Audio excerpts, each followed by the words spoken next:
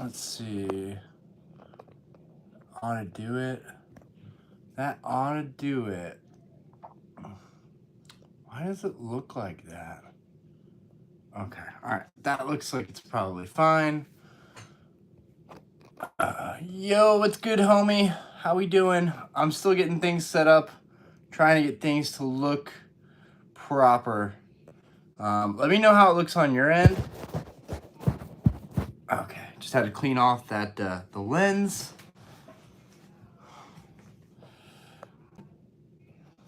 Maybe even angle this a little bit lower. All right, that should do it. Yo, what's good, Jeff? How we doing tonight? Yeah, that looks about right. Whew, okay. I'm gonna open these partner packs after. I'm probably gonna save those. Since I already have to open up this box to get to all of our Sword and Shield packs, I'm gonna go ahead and start to get this thing cracked open, just so we can get this thing started soon. Good man just got home. Yeah, so I was gonna start doing these lives a lot earlier, but then I just realized people are probably not gonna be home to even enjoy the lives or hop in till later. So maybe we'll just keep them at this time. Let me know what you think. Is this time a good time to do lives? I know people on the East Coast is probably a good time. People on the West Coast, it's probably a little bit earlier than they'd like. But I'm thinking if I did it at 2 or 3, that would be way too early. So, or like 2, yeah, or maybe like 4 o'clock. If I did it then, it'd probably still be too early. People are getting off work, they're driving home. So this is probably a good time, 7, 8, 9 o'clock. Yeah, so like even 7 and 8 is probably still a little bit too early. I think 8:30 is what I want to shoot for, like across the board. The problem is I still don't have enough consistency in my daily life to know like if I can always do it. 2 to 3 would be cool for me. Yeah. I'm thinking if I was doing it at like 5 o'clock or 6 o'clock, that would give people the ability to watch while they're driving home. So I thought about that as well. All right, we're going for this dang heavy hitters box again. We got our coins right here. This Pikachu, the Pikachu coin and the Charizard coin are actually quite nice, especially the Pikachu coin. I really like these Pikachu coins. So I'll give those away at some point. Okay, let's get we've got the 4 cards right here, which I want to tell you guys that these V cards that are in here are actually worth something. People have actually been consistently buying the Lucario V card in auction from me for around $2, $1.50. So there's actually a little bit of money in these V cards. And then usually when someone wins an auction for a V card, I usually throw in these ones for free since they're just regular hollows. Put these off to the side. But how we doing, guys? Oscar, how we doing tonight? But yeah, these 2 promos actually, to start off, these 2 promos, about $1 to $2 each in auction. So I'm kind of happy about that because right off the bat, I know I get a little bit of value out of these boxes. Now we've got it open now, so we're going to get started here in a little bit, but I think I've opened 3 of these so far. I don't know if any of you remember, but I'm pretty sure I've opened just 3. The first one was pretty good. We got the Forest Sealstone. I paid $39.98 for these boxes. There's 14 packs, and I just did a quick look at Sword and Shield packs, and man, Sword and Shield packs, Sword and Shield booster boxes are starting to go up. They're starting to creep up in price. I know that doesn't really affect the pack value too much as individual pack values. Usually we want to look at the whole booster box as a sealed whole for that sealed value. I just got my Mewtwo Master Ball from 151 Japan for $7, and it says it's worth 88 on price charting. Wow, well that would be an awesome come up. All right, put this over here. Yeah, so far like packs of Chilling Reign, I feel like packs of Chilling Reign should be worth a little bit more than they were worth in the past, considering that box is doing really well right now. But let's go ahead and get all these packs. I love this box because it has so many packs in it. It really feels like it gives me a broad spectrum of all these different sets. I love that. And of course, we get the Evolving Skies packs. So, okay, I want to correct something right now. I was saying that you could pick up Vivid Voltage for around $80, $85. Wow, I was wrong when I went to check eBay. Oh my gosh. Yo, what's good, Paul? How we doing? Trevor, what's good? Pumped to catch another live stream. I'm pumped to have you in here. Yo, so Vivid Voltage, I saw a bunch of auctions for Vivid Voltage at $80 to $85, and I saw them end around that price. So I know for a fact that that deal was out there at least a week, 2 weeks ago. So I don't know what the deal is. When you check Vivid Voltage now, suddenly the price seems to have peaked $120, $130. Newest set for PC pre-order is 160 a booster box. Yeah, wow. Wow. And that's not even, yeah. If only Paldean Fates had a booster box, that would have been lit. But I thought a lot. I have, with this box now opened up, I have officially 24. No luck getting that 151 in yet. No, not tonight, unfortunately. 5 boxes right now are in holding at a facility. So it's a legit seller. They've sold a lot of stuff. You know, a week was pushing it in terms of trying to get it in here in a week, but I did order it in so that we could open it up for you guys. We are not opening up the 151 booster bundle display. You can keep pushing on it each week. I would have to get pretty desperate to open that because I haven't really built a good sealed collection, and that's like the foundation of me building a sealed 151 collection. Like, I really wish I could have kept way more 151 sealed, but it is what it is. But I did think with 24 more of these heavy hitters boxes, 24 times 14 packs, guys, what you do the math, that's almost 300 packs. 24 times 14, 240. It's like 280 packs that I could have of Sword and Shield packs sealed if I broke it all down. And it would be worth undoubtedly more than keeping them in the box. Yeah, 336 packs.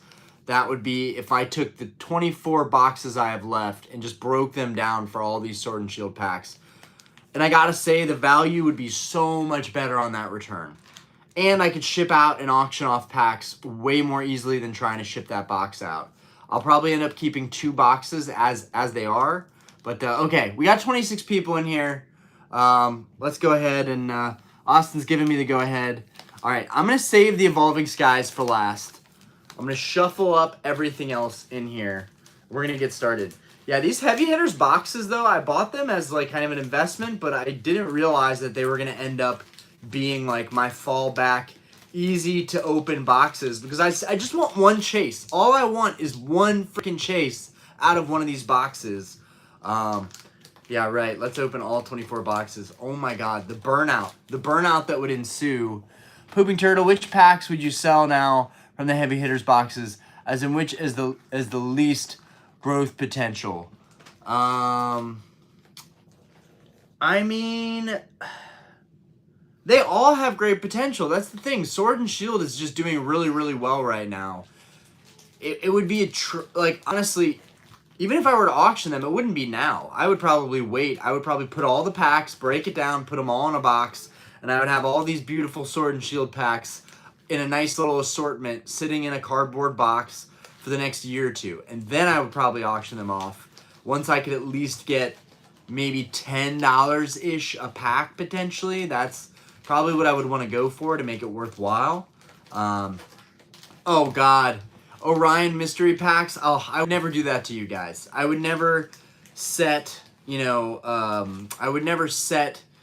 goal and an expectation for mystery packs.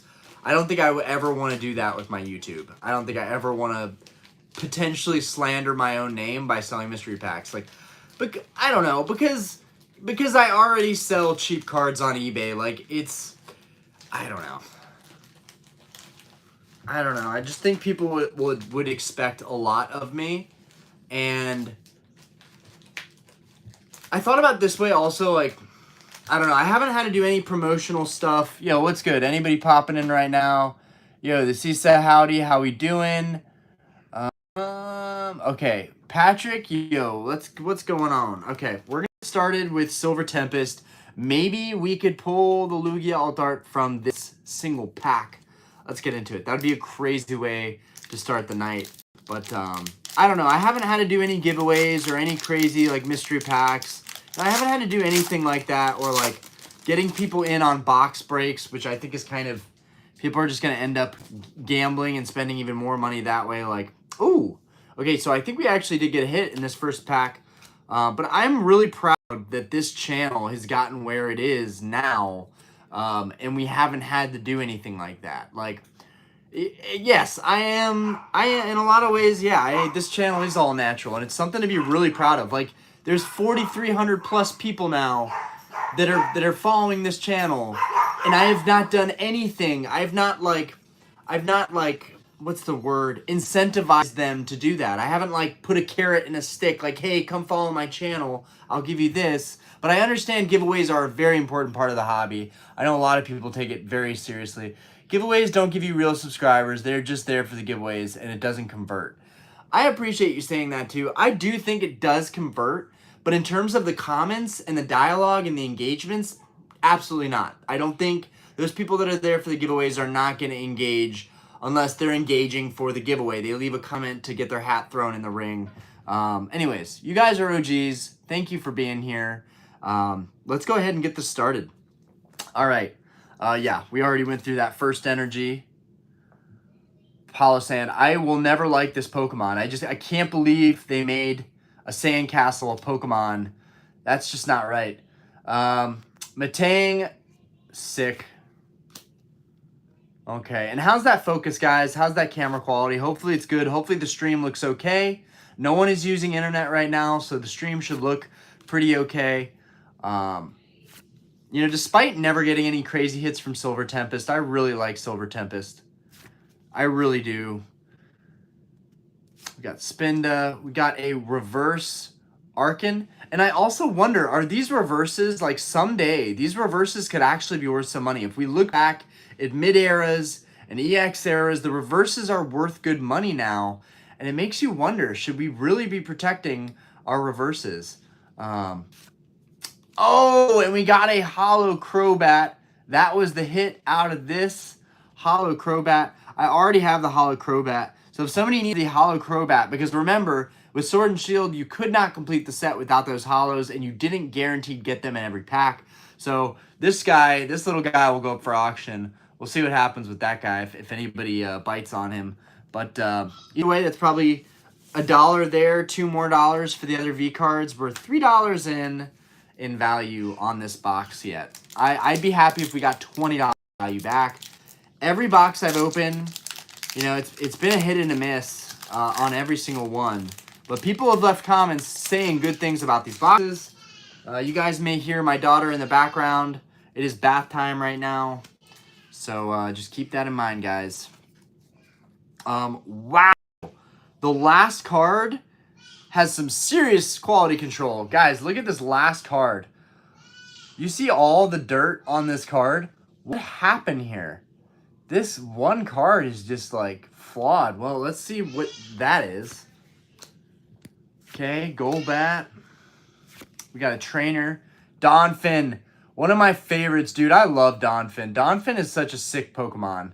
I like how this is like kind of a safari feel. He looks rather big in this on this card. Yeah, what the heck?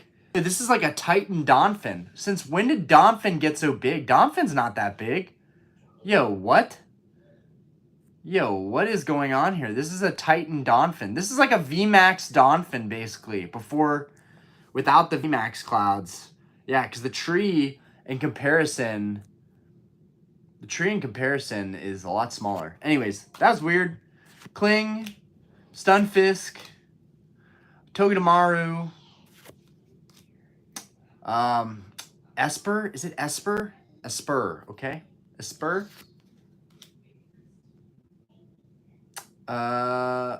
They need to get really creative with the reverse again. I want to see something on the levels of Fireworks, Reverse Hollow, at Austin Reed. I feel you. I feel you. You know, I think that the I think that the Scarlet Violet reverses are pretty good. I think the Sword and Shield reverses are worse than the Scarlet and Violet, but the Sword and Shield reverses are very glossy, and I do like that about the Sword and Shield reverses.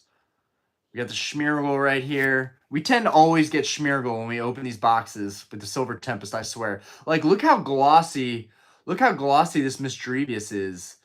Like, yo, these are super nice. These are super nice. Yo, if they bring Firework reverses back, it's over. All right, and that was our rare. This Lilligant that's all dirty and weird and messy. Look how dirty this Lilligant is. What happened here? Anyways, occasionally you get one of those. I don't know if we have this Lilligant rare. Yo, is this printing or what? What is this? This definitely seems like it's just like factory quality control error, but it's not like an error, right? But it's definitely some bad quality control. Okay, Lost Origin. Hopefully we can pull that. And this just reminds me of Paldean Fates. That's a great question. Why didn't English 151 get Master Balls? They could have and they didn't. Who knows? Someone needs to direct that question straight at Pokemon and be like, yo, why are y'all dipping and dodging on some great Japanese ideas? Like, are they just too good for the Japanese? Okay, so apparently we have a hit. Not sure if it matters. Sometimes these code cards really don't make a difference. I know last time they didn't make a difference. It was weird. Okay. Feel like it's just going to be another lackluster special set. Agreed. I'm not a fan of the Charizard. I know a ton of people that love the Charizard, and I'm a Charizard fan, but I'm not a fan of the Charizard. I do want to say the Mew is pretty cool. The Mew is pretty cool. Austin's right. It will be. It will be kind of a lackluster special set. That's a great point. Special sets are tough because they don't have a booster box. Special sets are always tough to be investable because they don't have that booster box. Now, I will say Champion's Path is a great set to look at in terms of sets that are special sets that are very investable. Champion's Path, really well, really good numbers. Now, granted, amazing chase cards in Champion's Path, but I think it can happen again. I think that the printing is really the biggest issue there. Like Crown Zenith, they printed like crazy. Crown Zenith should have done so much better, and it will, but it's going to take a long time because they printed it to oblivion. I think any set with a booster box has a better chance than a special set. Here we got another super glossy. We got a Ducklet right here.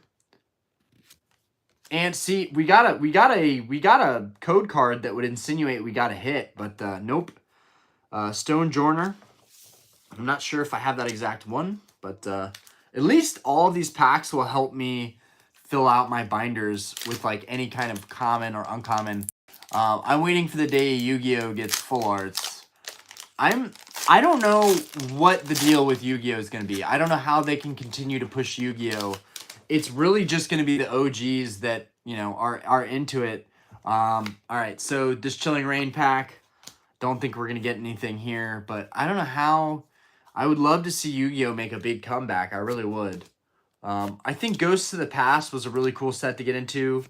The 25th anniversary boxes, I got 2 or 3 of each of those. I think I got 3 of the Blue Eyes White Dragon ones.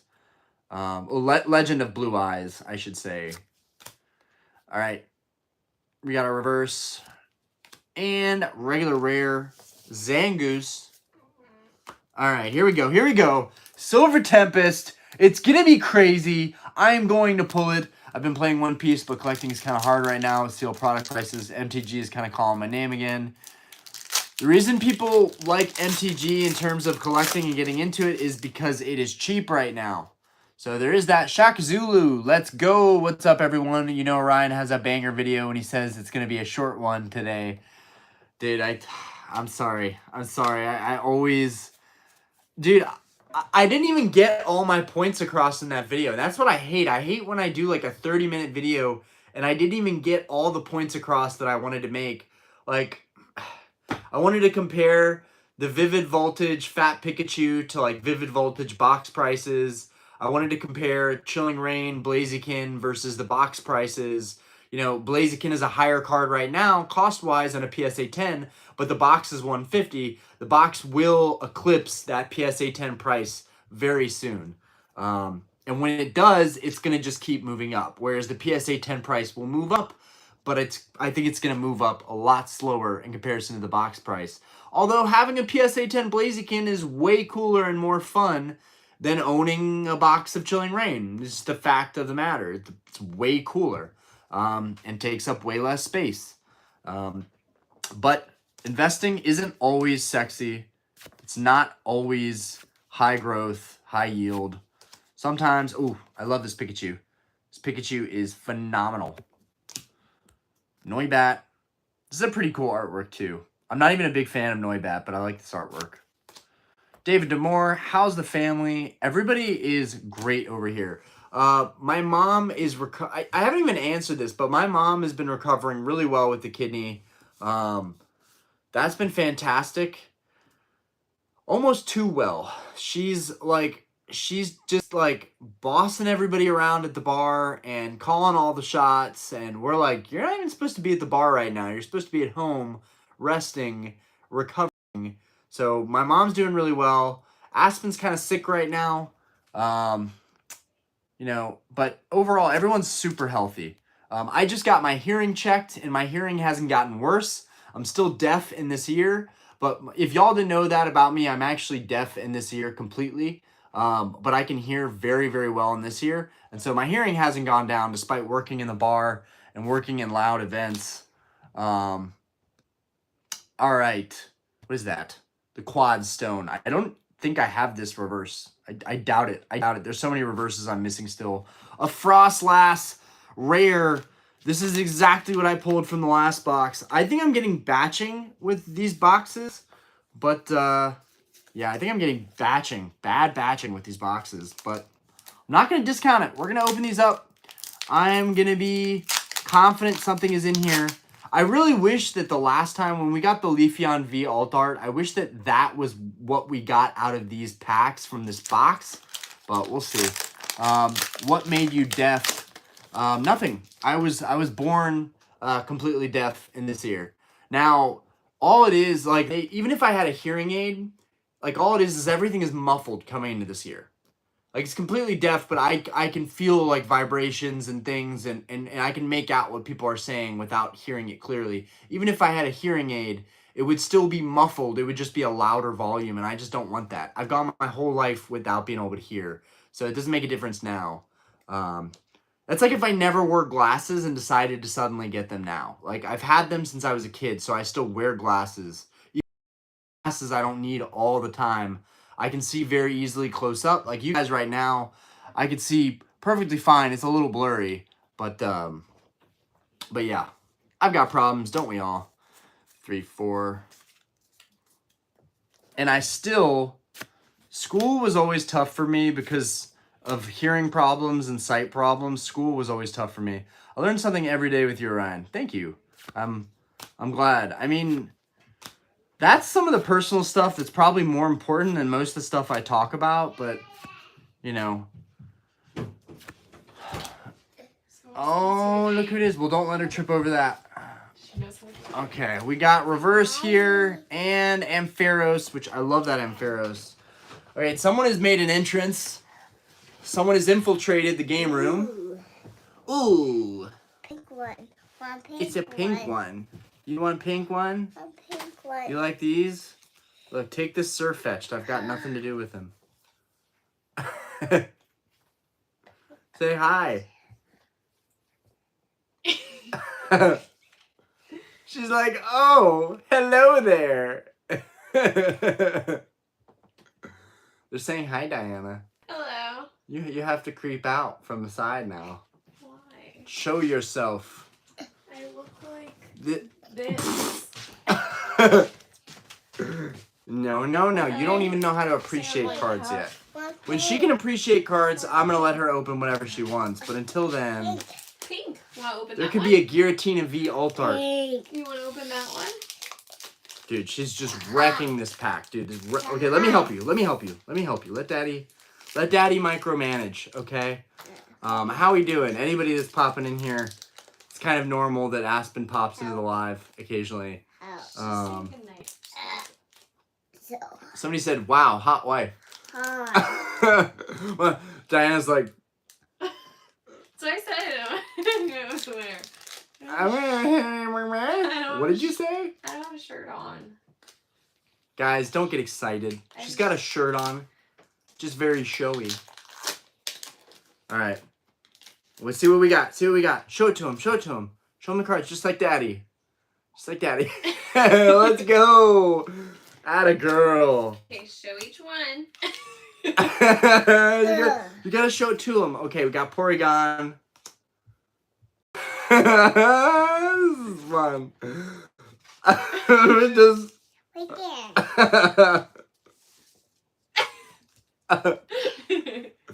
Guys, there's actually a hit in this. Oh! And the hit is revealed. There we go. We got a chandelier. I think the best part is just watching her stick it up. I love her tongue is out the whole time. There. Yeah. More. Ooh. Okay, I guess this is that. Okay, be careful. So be careful. You gotta be gentle. You gotta take this. You gotta open up from the top. So hard to open. Yo, I've literally never heard Aspen say that. So hard to open. She literally just formed almost a full sentence. Wow. Okay. Ooh. Wow. Ooh. Why don't, okay. You can show the cards. You can show, don't show them yet. Not yet. Let Daddy clean up the cards, okay? Let's go slowly, okay? So everybody can enjoy and watch, okay? Okay, so what's next? What card is next? Why don't we, oh, okay. What do we have here? We have, we got a nice cute little Pikachu right there. He's cute. Okay. Guys, the quality of my openings is usually not like this, but we're letting Aspen take it away. I guess we got to train her at some point, right? Okay, we got a Snover there. Okay, we're just dropping the card. We got a hit. We got something. Oh, nice. Look at that. Trevenant Vmax. Look at what you got, Aspen. You got a hit. Look. Show it. Show him the hit that you got. Oh my God. She just bent this thing to oblivion. It's okay. It's just a Vmax. My red. It's okay, I'll take her from you. It's not that, like, I don't mind her being in here. It's just that she doesn't, like, value anything. I know. And so that could be a card I already have, and now I probably shouldn't sell it because she just bent it. No biggie, though. Okay, she's gonna go that way, okay? No. Come on, let's go check on your baby. Your baby's crying. Can you say goodnight to Dada? Give him a kiss. Give me a kiss. Give me a kiss. Give me a kiss. Let's go. Your Give me a baby's kiss. crying. Give me a kiss. Okay, she can't hijack the live. Like, I gotta continue. We had an opening plan tonight for the boys. Like, Come on. all right, baby, Let's put some it's time to chapstick go to on your bed. baby. It's time to go to bed. Chapstick on your It's baby. time to go to bed. Go with mommy. It's time to go to bed. And now create a situation where she might be screaming. 'Cause She's not screaming. okay. Say love you, Dada. Ooh. Love you too. Oh. Thank God it's just this card. Because, I mean, like, it's still an absolutely gorgeous card. I don't think she bent it out of place too much. But, like, if you have kids and they handle your Pokemon cards, it rarely ends well. This is a beautiful card, though. This Trevenant Vmax is honestly gorgeous. I don't think that we have this one yet, so I am excited to see if this one can fit in the binder. At the very least, it might have a dent in it, and I'll be like, yep, that was from when we opened and Aspen got a card. So yeah, Lost Origin. I don't think I have that Trevenant Vmax, but okay. Now we are gonna continue. She will learn. Yeah, she will. It's just like, But she does get the idea. It's pretty cool that she was like pointing her cards up and she like is mimicking me. That's like super cute of her to have done that, and it's very flattering. All right. All right. Without further ado, we have 4 more packs. So let's go ahead and continue. Let's see what we got in the chat. Got to get her one of those little pocket binders. She has one, and she has destroyed everything in it. Roach's Pokemon, a great card. Aaron Woods, love seeing it, man. My son bites cards to show me he has stronger than a Pokemon. I see. Feel the pain. Enjoy it while they are young. Dan, still mint. Still mint. Yeah, it's still mint. Okay. Vivid Voltage. This is a pretty cool set. It's definitely popping off in value right now. Like, I can't believe you can't get a case for Vivid Voltage, but for 800. It's just crazy. Her holding up those cards was iconic. Yeah. Yeah, one of the members actually what's that was Vivid Voltage? We got a hit, guys. Fat Pikachu incoming. What was I saying? Yeah, still meant her holding up those cards was iconic. Yeah, that was really cute. Like that's so adorable. Love it. All right. Go ahead and get into it. Hey, great to be here. Yo, what's good, Cody? Roaches, the holding up of the cards was pretty fire. Yeah, I should be proud. I should be proud. But I wanted to let her hold the nice card, but every time I give her a card, she just can't just look at it nicely instead. It has to be like, boop! Like, it's just like either straight bend or flinging it. All right, let's get into it. Starting things off with this aggressive-looking Hitmon top. This is actually a sick artwork. I'm not sure if I have that. Swoobat. Great thumbnail, to be honest. Dude, that would be a great thumbnail. Aspen holding up the cards, that's great. But the thing is, the people who are here know. Like, you got to see something that anybody who watches my channel is never going to see. They know I have a kid. They might hear a kid in the background. But they're never going to see my kid pop in and do stuff like that. That only happens on the lives because they're on Wednesday nights. Cody, how far are you into your master sets from EX era? Dude, I have so much stuff I need to go after for EX era. I've just been putting it off for a long time. Maybe 70%. Yeah, the reverses plus all the EX cards. Like, right now, with Vintage, I'm mainly focusing on Grails. Gold Stars, Crystals, and then soon, first edition Shining cards. That's going to be the next thing, the next frontier. Yo, Fortress, what's good? He's actually the one that sent a mini binder for Aspen. Speaking of. EV. Yeah, we've got a hit incoming. Okay, guys? It's coming. I swear. Here we go. Riolu. Tornadus. Reverse. This is a sick Tornadus. This Tornadus is awesome. Yo, let's get it. 3, 2, 1, hit! Yo, it is a hit! Look at that! Vmax. We got a Togekiss Vmax. I'm not sure if I have the Togekiss Vmax. So, let's go. We needed this. We got 2 Vmaxes. It's actually not a bad box right now. We got 2 Vmaxes. We've got Hollows, which they could have been hits, right? They weren't hits, but they could have been hits. She gonna manifest a bigger collection than you. Just wait and see. Dude, I don't even know if Aspen's going to be into cards, to be honest. That'll be interesting. They need to make a set where all the Pokemon are doing attacks, like the Rocket Zapdos card. One of my favorites ever. Dude, that is actually a good idea. Like, all the Pokemon are basically in a battle stance. That would be sick. Okay, guys. Chilling Reign, Lost Origin, Silver Tempest. All right, Lost Origin up next. The thing is, like, I should own all the modern alt arts by now, and I still don't. I still am missing a lot of them, including the biggest chase cards. The Aerodactyl I really want.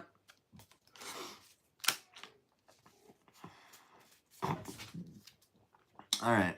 I feel like Paldean Fates isn't going to be great because there's a very There's very few chase cards. What's your opinion? I mean, the shiny Gardevoir and the shiny Mew are probably enough to hold it up. The shiny Gardevoir in particular. Timo Main, Orion, do you find Blissey attractive? No, I don't find Blissey attractive. What? Wrestling with a budget.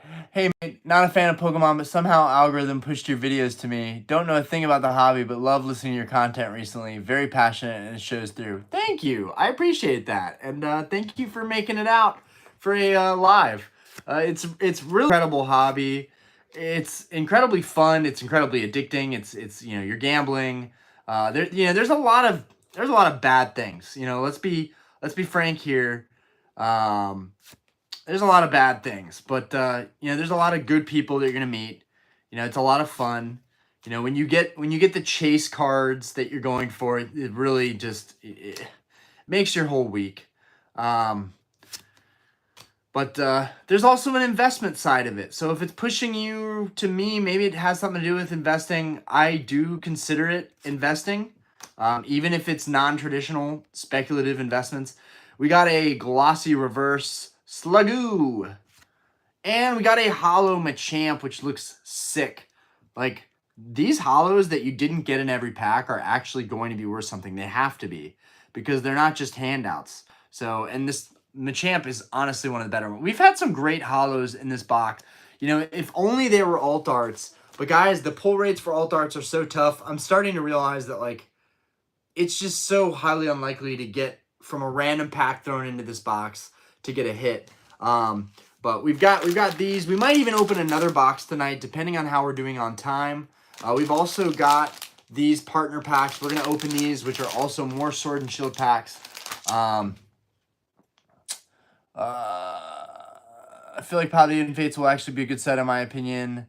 Third Modsketeer is here. Pooping Turtle, Gardevoir, low-key kind of creepy. They keep making it more human-like. I like Gardevoir, and I can't explain why, but it's most likely, it's more than likely, because it's a feminine Pokemon, but it's more than likely that I like Gardevoir because of Gen 3. I mean, if I'd never played Gen 3 as a kid, I don't think I would have an attachment to Gardevoir, and I think it's the same with a lot of people in the hobby. Hi from Denmark. It's currently 3:26 a.m. here. Yo, what's good from Denmark? Yo, across the world. That's cool. Not a huge fan of the dino designs in the new set, but I don't know. I'm hoping they do better sets after this. Dude, what did they do to Raikou? What did they do to Raikou? What did you deserve for that to happen? Like, looks like a damn giraffe. And you can't even, this isn't even like a perspective thing. Like, dude, it's terrible. Come on, make a different dino Pokemon. Bring in some new Pokemon. Don't twist up an OG beautiful Pokemon from 2nd gen. Like, it's just, you just don't do that. You don't do that. There's so many things they could do in Pokemon. There's so many angles they have. Why do something like that? They could have even made a Raikou that was like a prehistoric Raikou, like they're basically doing, is what it looks like they're doing, but a prehistoric Raikou where he's even bigger. He's like a massive Sabertooth kind of. That's what they could have done. They could have done a massive Sabertooth like size, you know, without the Vmax clouds or the Terra Crown. Just like, I don't know why they have to add these little things that just really detract from the Pokemon's design itself. Who are you wanting to win the Super Bowl? I don't know. I don't really care, to be honest. Panthers will never have a chance. So, you know, I can't even throw our home team in the ring. We got Steel, Hypno, Arkin. I'm also not a huge sports fan, which is why I align with TCD really well. I was never into sports or sports card collecting. I played lacrosse, I did cross country, but I never really was into, you know, I played basketball through football with my friends, but I never was really into the statistics around the sports or watching it. And that's just something, that's an upbringing thing. My family, they were always working. My parents were poor artists, and we never watched sports. And me and my dad really never played sports, to be honest with you. So that's something that happened from my friends kind of getting me into different sports and different hobbies. But trading cards was always a thing that like me and my nerdy friends had. That was always our thing. Every weekend we would play video games, eat pizza, drink Coca-Cola, play with our Yu-Gi-Oh cards, mainly Yu-Gi-Oh because it was very playable. Whereas Pokemon just wasn't at that time. But you know, my friends had it all. They had Yu-Gi-Oh and Pokemon, Legos. Like all my friends had way cooler toys and card collections than I did. But it had an impact on me. And now as an adult, you know, I get to buy all the stuff that I want and collect the stuff I never had. Like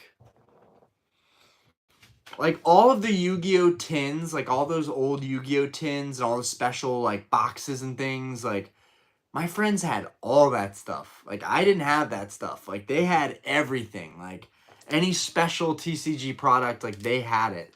And I was just lucky enough to be able to play with that stuff and get to enjoy it when I was at my friends' houses. Like so my parents put me into private school when I was like 8.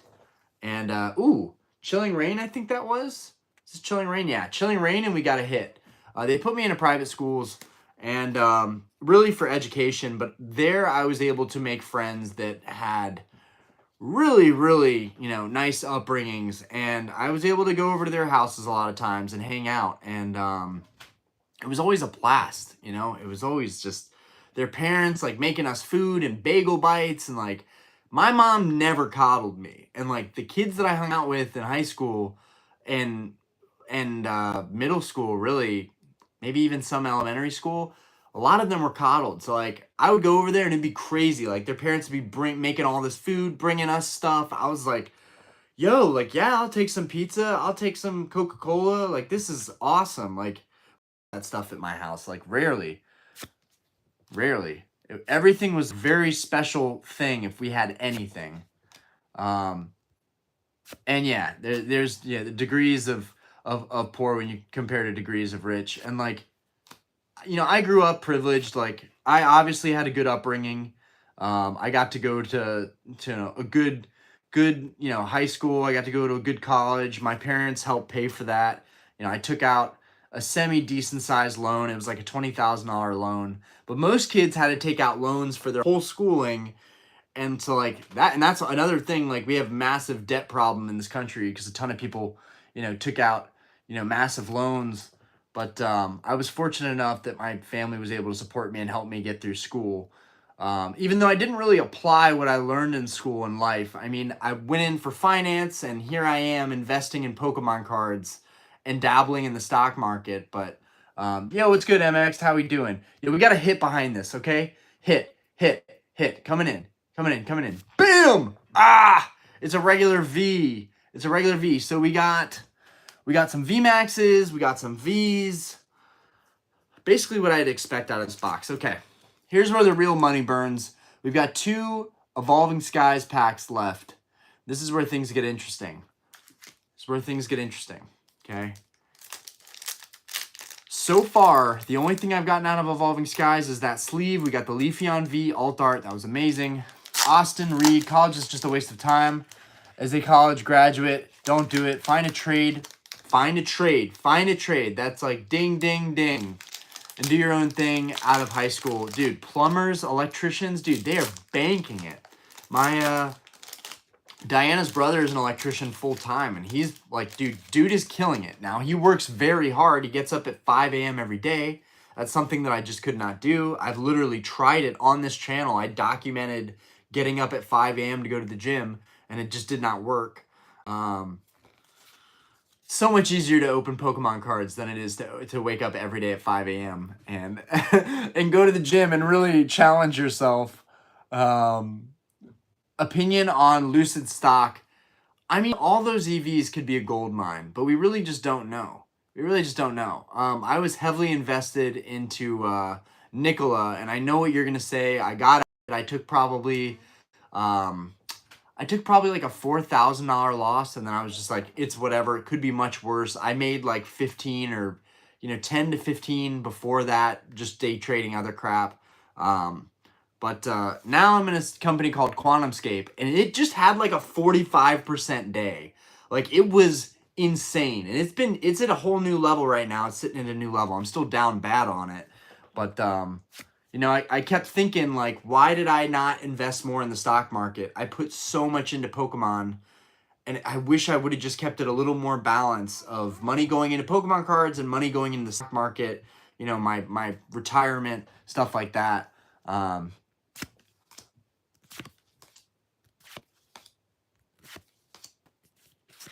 right, we got Evolving Skies here. Come on, baby.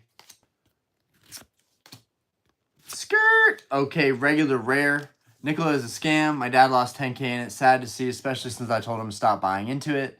Well, it had a great name, right? Behind, you know, Nikolai. It had a great name, you know, from the, you know, original kind of inventor of, like, off-grid electricity.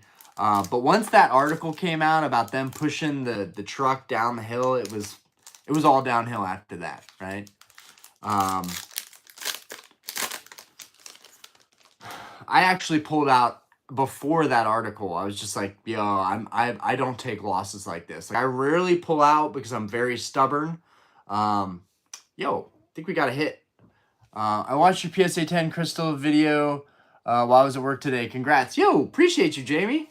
Appreciate that. Yeah, that card was a big card. But again, instead of buying that card, I could have invested 10K more into QuantumScape at $7 a share, and then boom, when it went to $9.55 a share, like, oh my God, I would have made $2,500 overnight on that. And like, I like Pokemon because it's stable and it's safe, but like, there's a part of me that does want to get back into day trading and investing and make it work.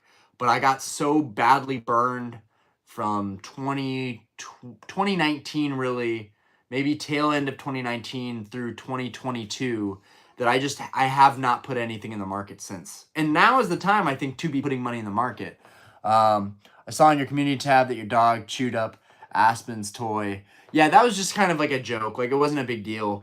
It was actually kind of cute, honestly. Yo, we got something back here, guys. I think it's a regular V, but we got something back there. Could be, it's most likely a regular V. But hindsight's always 20/20. Time in the market is how you make gains, not by timing the market. Yep. Yeah. When you send stuff to the vault, can you sell multiple cards in one listing? Say I wanted to send in a sequential set to sell. That's a good point, and I don't know. Also, when people sell cards, like there was this one seller who was selling a PSA 10 Vaporeon Gold Star, and the only reason I didn't bid on it was because part of his carrot stick method was you get a free card if you buy this Vaporeon PSA 10 Gold Star. And I told the guy, like, this has to go through authenticity guarantee. I don't know how they do that with multiple cards, and I don't know how they do it with the vault. So I don't know how people can sell a card and say, and you can pick any of the cards in my other photos and you can pick one and I'll send it to. Like, do they authenticate both of them and package them together and send it out? If anybody knows that, you gotta let me know. Yeah, this Pikachu's mad cute. Trow TCG, it's all going to 0. Beautiful. Love to see it. Foster D, where do you see the prices of black, white, XY full arts going? If I recall correctly, you said you sold yours. I kept a couple. I have my Fates Collide Umbreon full art. I have my secret rare Breakpoint Gyarados. My full art Kyogre from what is that set? Dark Explorers. I have my Groudon full art from Dark Explorers. I have my Rayquaza full art from Dragons Exalted. These are all against the wall behind me, by the way. I have my Fates Collide Lugia. I have my Entei. I'm not sure. Is that Dark Explorers? You think so for the Entei.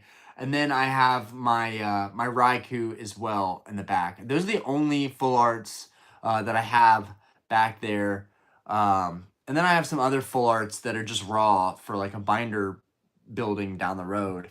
I see you open up the PSA 1s a little. I did open up the PSA 1s a little. I think it's a very interesting market, and I like the idea of buying cards, you know, for $20, and then boom, they get a PSA 10, and it's a premium, and it's got the character, and it's had a story, it's been played with, enjoyed with. Someone left a comment, you know, Orion, it's not all that stuff you just said. It's also that it was played with and enjoyed with, and like, I'm open to everything. I don't have to understand it to realize that there are plays to be made there. All right. This is the card. This is the hit. Boom! I was hoping it was like an alt art Noibat, Noivern, Batman. What are we calling that? The Batman alt art. Okay. It's okay, guys, because we're gonna continue our degeneracy with 2 more partner packs. Let's see. Dude, this is a joke how easy this just comes open. Like, if there was ever a resealed product, it would be these things. Okay. All right, we got our jumbo. We got some jumbo cards here. If you haven't seen these are what's in the partner packs. I'll probably gift those away at some point to somebody that I have a big enough package for. Okay. And we got, we got Chilling Reign and Sword and Shield, both of which are trending up big time. Sword and Shield, I thought this was $200 a box right now. People are trying to get $300 a box for this terrible, mediocre set. It's so mediocre. What is it, Marnie? Marnie is the best thing you're going to get in here. And that single was just not worth buying into that set. Like, I get it. I have a box of it, but, like, geez Louise. Chilling Reign at 150. I was telling Diana today, I remember, I always bring this up, but I don't think I've said it specifically on the channel. We were at a game shop here in Charlotte. I'm forgetting the name of it, but it's right next to Rally Squirrel Sports Cards. And they had a bunch of Fusion Strike and a bunch of Chilling Reign. And I wanted a Chilling Reign booster box, but I just didn't want to get roped into buying sets that were dead. Like, I was like, you know what? I'm going to buy Evolving Skies for $150 because I really like that set. I like what it's got going for it. I like the Rayquaza, the Umbreon, the Eevee Evolutions, Dragonite, so much good stuff. Why would I buy into Chilling Reign? Little did we know, at $80 a box, that was an insanely good deal for me to take up on. And he had 4 or 5 cases. He was like, please take this off me. Now, again, hindsight 2020, it's always easier to say what you should have done. And granted, it would have been like a 2-year wait. But 2-year wait for 100% gain. Like, yeah, that's chasing the stock. You know, it's chasing the stock for sure. All right, now these partner packs are old. I don't know if these code cards are going to matter with these, but they tended to matter all throughout Sword and Shield, so we'll see. Forge and Fire Gaming has Temporal Forces at 99 while PC is 160 to hell. That's weird. Forge and Fire is like trustworthy, so it is what it is. Chilling was a sleeper. I always felt like Chilling was undervalued, even though I passed up on that $80 mark because of the Blaziken. The Blaziken was enough for me to say, if the Blaziken is 160 right now, why is this box trapped in the $80 range? At least it should be an average of the 80 to 160 area, which it's at pretty much now. Because I think the Blaziken has gone up in price since then for a raw or PSA 9 copy. Also, I want to hear y'all's opinions. Oh, dude, Evolution. I low-key regret buying Evolutions, but Evolutions is actually, even now, if you can pick it up for $600 or $700, Evolutions just had a couple sales at $1,000 a box. So even Evolutions is starting to see a little more growth, which is exciting. Because I have mine listed, and now I'm thinking, like, maybe, Orion, you should keep that Evolutions box. You've had it for, like, 1.5 years now. And I've got some Kanto power boxes in the garage, which are XY Evolutions packs in a special box. I don't know why I got sucked into Evolutions. I just really like the idea of a Charizard reprint set. But, yo, I actually have a question for you guys. What do you guys think, you know, today... Somebody left me a comment today, and they were like, Orion, I like your videos, but there's a lot of stuff that lacks evidence and support, and it's unthought out, and yada, yada, yada. And I'm all good for constructive criticism, but when there's no specific solution to the problem or even an opinion for me to kind of argue with, it gets annoying to me when people just kind of belittle the content that I do sometimes. And I get I'm going to see that at this point in the channel. It's going to happen. But my question for you guys is, the argument he put in the comment was, you can't possibly think that you're giving people good advice, telling them to, you know, buy a PSA 9 instead of a PSA 10. And I genuinely want to hear what you guys think about that.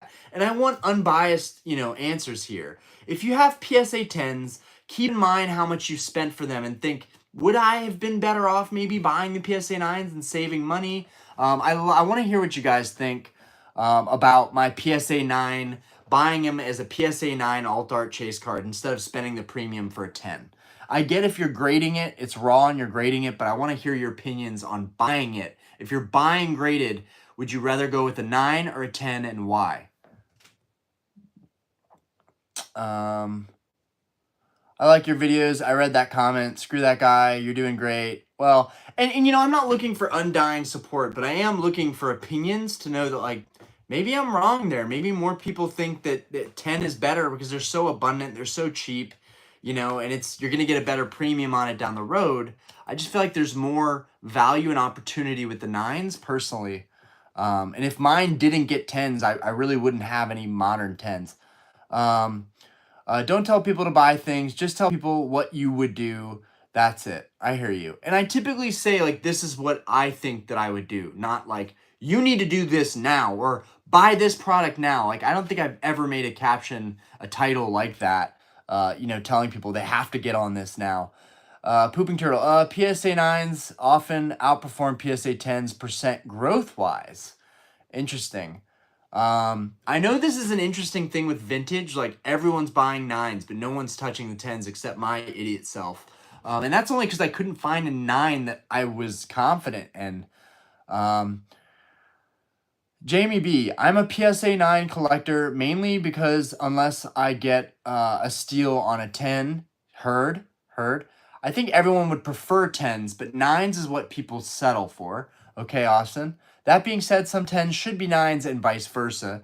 Okay, and that's where, you know, I think about the opportunity with a 9. If you crack it, send it in, and they're giving out all these 10s, maybe they give that same 9 a 10. I can see the Erica's SIR from 151 going to 500 if the booster box keeps going up. Okay. I would go with 10s to resell, value 9s if I just want to have it.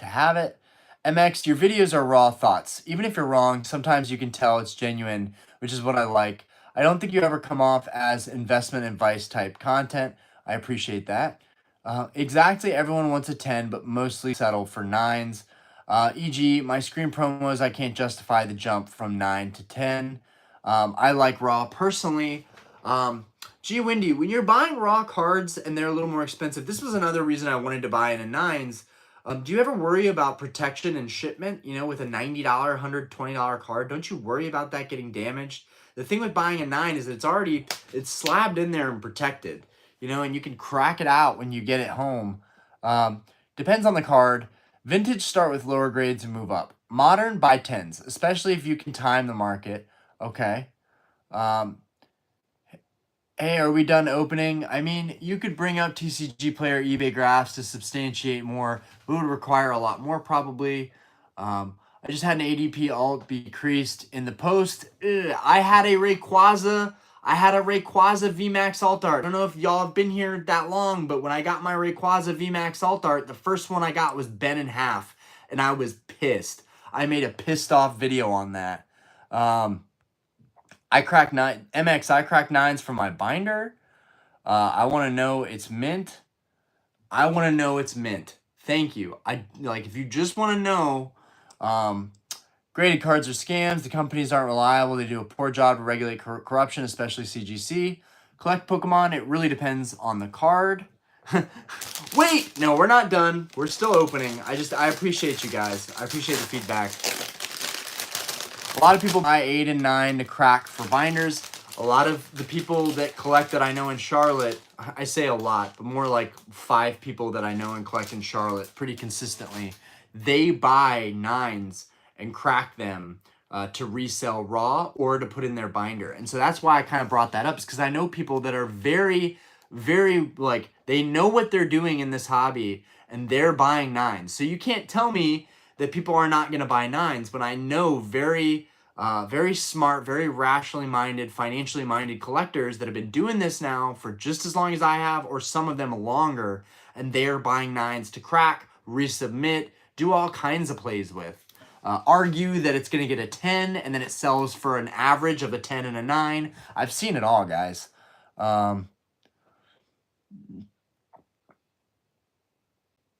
Good evening, Orion. 9 is usually raw price. I'd rather crack one personally. How's the weather down there? Bear Tick, please go reread my comments. I expanded on my points based on your reply. My main point is that you don't do research and just throw out numbers without doing research. Okay, fair enough. And I respect that you popped into the live and even pointed that out there, because I've definitely thought about it, and I don't want people to take everything I say is 100%, you know, my word is the word in collecting. And you're right, there's a lot of young people that are coming into the hobby. So I appreciate you popping in and actually saying that, because yeah, it definitely, oh, I still have both the Sword and Shield base set packs sitting here. Those are just sitting, so I need to open those up. As for the 9s, you were specifically talking about modern 9s. It makes little to no sense to buy graded 9s unless your intention is solely to crack. Otherwise, why buy raw or just grade yourself? Well, as MX just said, to know for a fact that it is mint, to not have to do that guessing game. Because, you know, one of the worst things in the world is buying a modern card when there's an abundance of them and they're everywhere, and then you get a surprise like a ding or a crease or something that maybe not would have not slipped up in the grading process. All right, we got a reverse, regular rare, Passimian.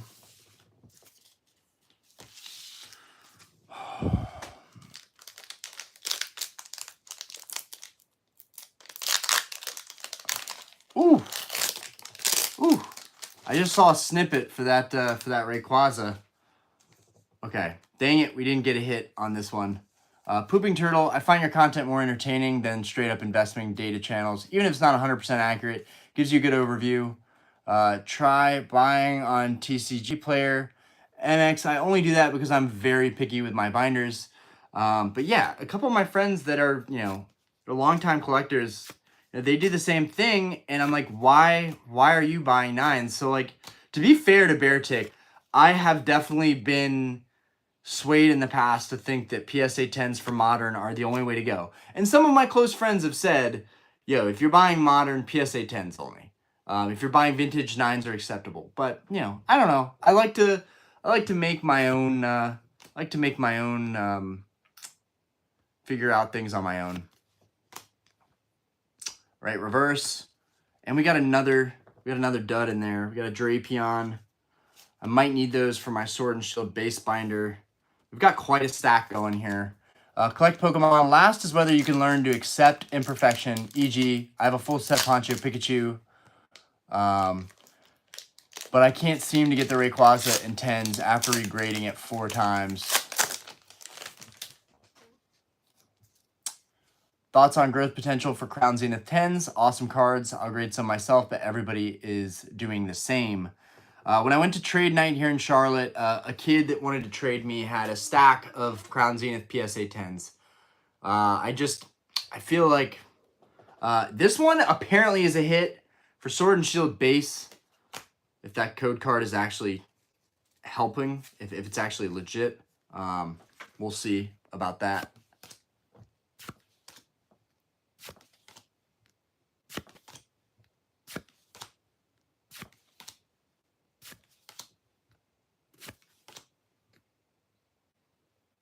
What is going on here?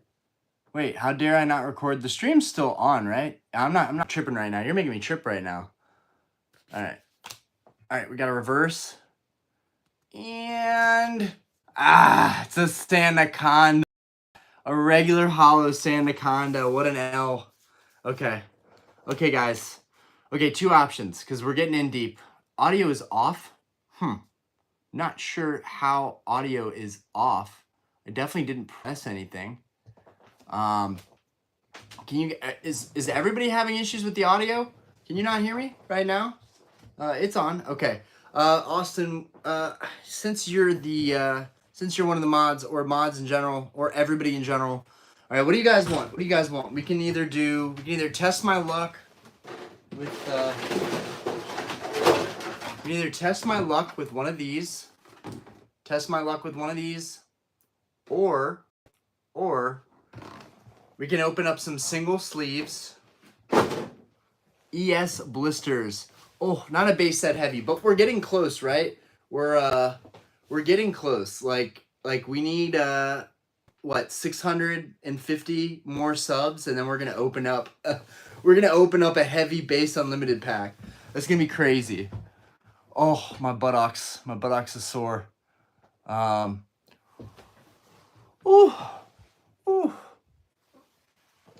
Okay. All right. We'll take a breather from those heavy hitters boxes. We'll open up some sleeves right here. I can't do all Evolving Sky sleeves, but why don't we pick? I'll pick an assortment, right? So we'll do Silver Tempest, maybe Scarlet Violet, Flex the Zard real quick. Okay, we can do that. We can do that too. My one and only PSA 10. It's like literally the only PSA 10 that I have, I think. Oh no. My the Evolving Skies, Umbreon, and the I really need to take it out. I have to do it justice and take it out of this. But yeah, I'll probably do Scarlet Violet blister. Oh no. Flip Joe Knot. That's great. That's great. Instead of Slipknot Joe. Okay, so we'll do Brilliant Stars, Silver Tempest, and we'll do Evolving Skies, Chilling Rain, and Fusion Strike, and Vivid Voltage, and maybe even Darkness Ablaze. We're going to go crazy for you guys, okay? We're going to go crazy for you. Anyways, I got this out of the Phantom display. Look at that. Look at that gorgeous. Just forget looking at the grade. Just wow. Just wow. Yo, holy cow. Holy goodness gracious. This is a thing of beauty right here. But, okay, time to get put away now. Oh. Definitely a big moment. Definitely a big moment in my collecting career. I can't believe I own this card. And, definitely need to just not take it for granted. I am very grateful to have this card in my collection. And also grateful that I had enough balls to go after this card, because that was a stressful couple of weeks. All right, so let's do it. Okay, let's do it. Let's pick out some packs. So we got the we got Darkness Ablaze pack. We got the Fusion Strike pack. Okay, we got one Chilling Rain pack. Okay. Got one Evolving Skies pack. Okay. And I'm going to go over here to my Brilliant Stars display. We got we got one Silver Tempest sleeve. We got one Brilliant Stars sleeve. And let's open one random Scarlet Violet sleeve. Let's just do it for breaking into the new set. You know what? We'll do one other. We'll open Battle Styles as well. Okay, we got a couple sleeves. Let's go ahead. That should do it. Oh my God, guys, I need to stretch. You guys might not realize it, but you know, when you're sitting right there the whole time opening cards, it really just, whew, we just stretch right now. This is happening right now. Okay, all right. Whew. Here we go. Oh, here we go. It's a very comfy chair, but try sitting here for long enough. Okay. All right, we got all these off to the side. Austin has officially allowed me to deplete my Sword and Shield. All right, so we're gonna go Battle Styles. Starting it up with Battle Styles. Throw this over here. Get this down here. Put this down here. I got a lot of trash. That's gonna be fun to clean up later. All right, let's go. Let's go. Let's do it. Incoming hit. Now I will say we did get a sweet hit the last live, and I like to think that we're not going home from this live until we get some kind of hit. Ooh, and we actually got a hit on this. Could this first pack be the only hit that we need? All right.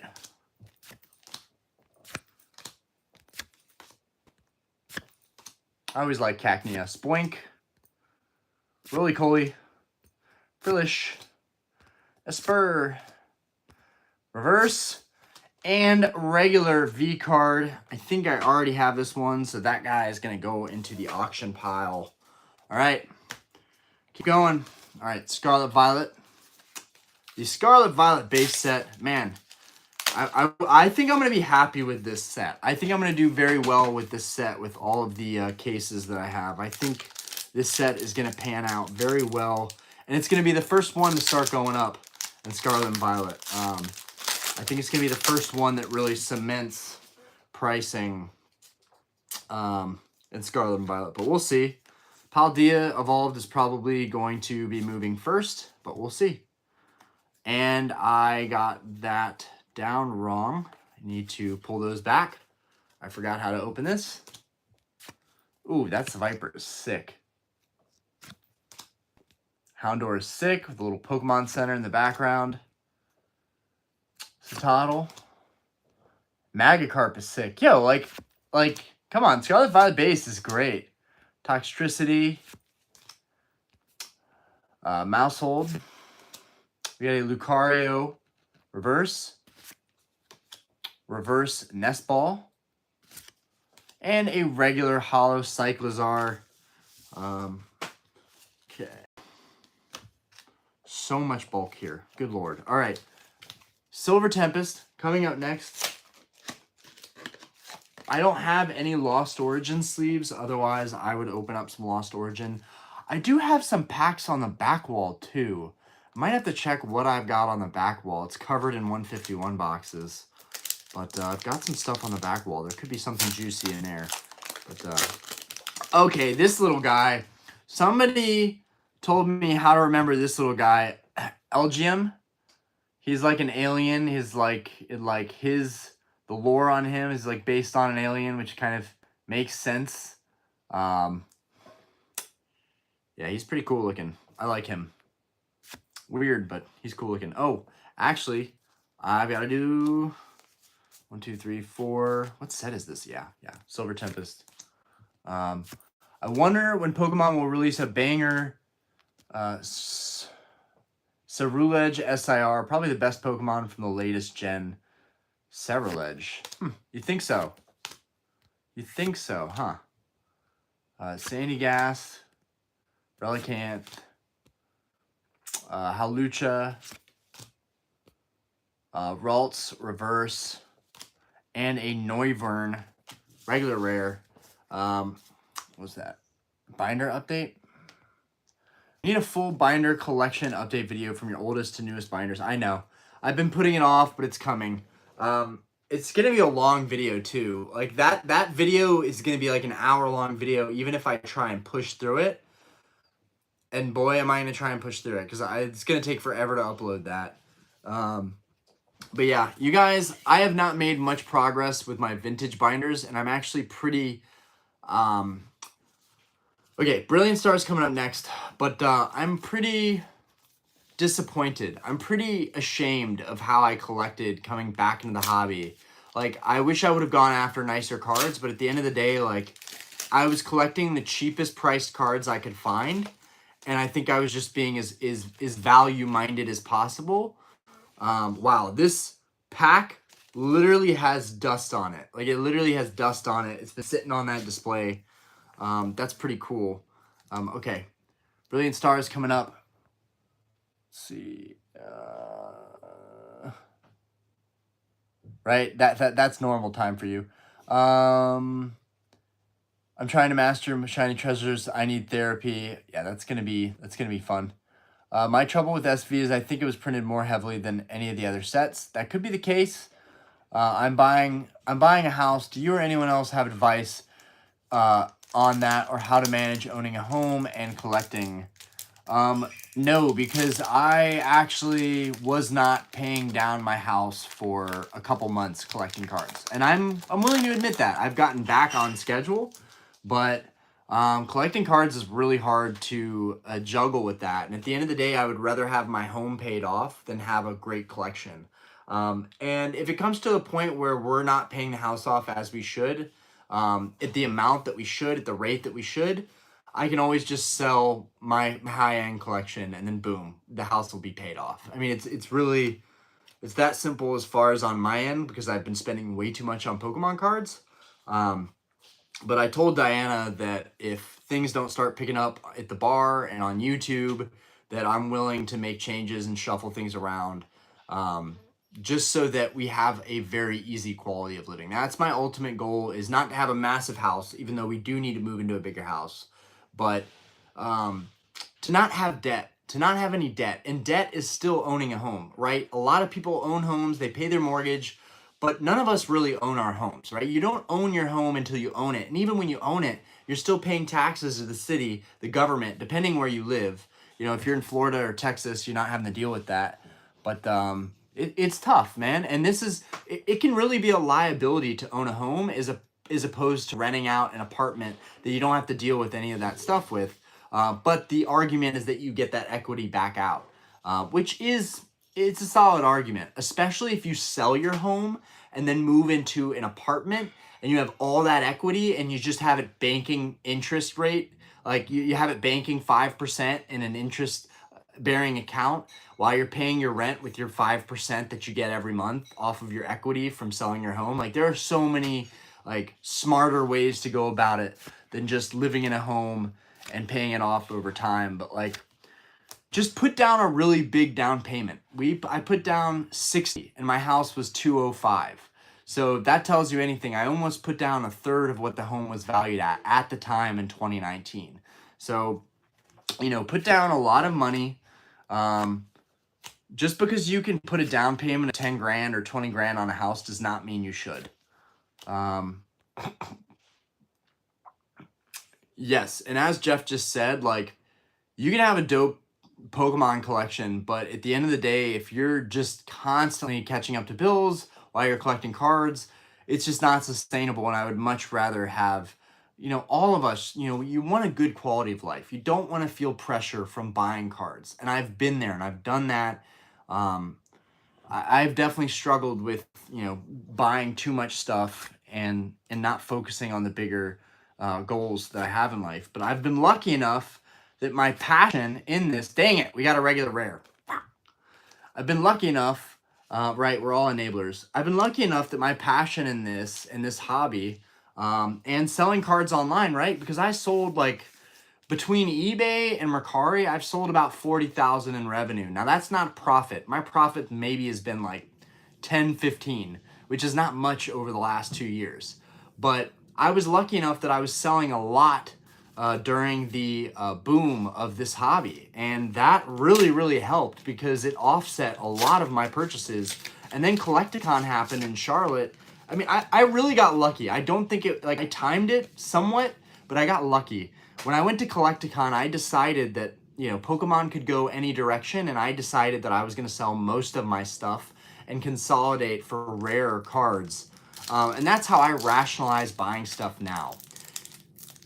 If I were spending my money on very easy to obtain cards and packs and sets, I would feel worse probably about investing. And that's why I've gone after cards like this, because I feel like it's safe. When I go to sell those cards, I need to cash out quick. I've got a deal on a piece of property. We're going to sell our house and move Diana and Aspen. We're going to all move into a bigger house. You know, stuff like that. I can quickly liquidate and get a lot of equity back out. That's really, really important, man.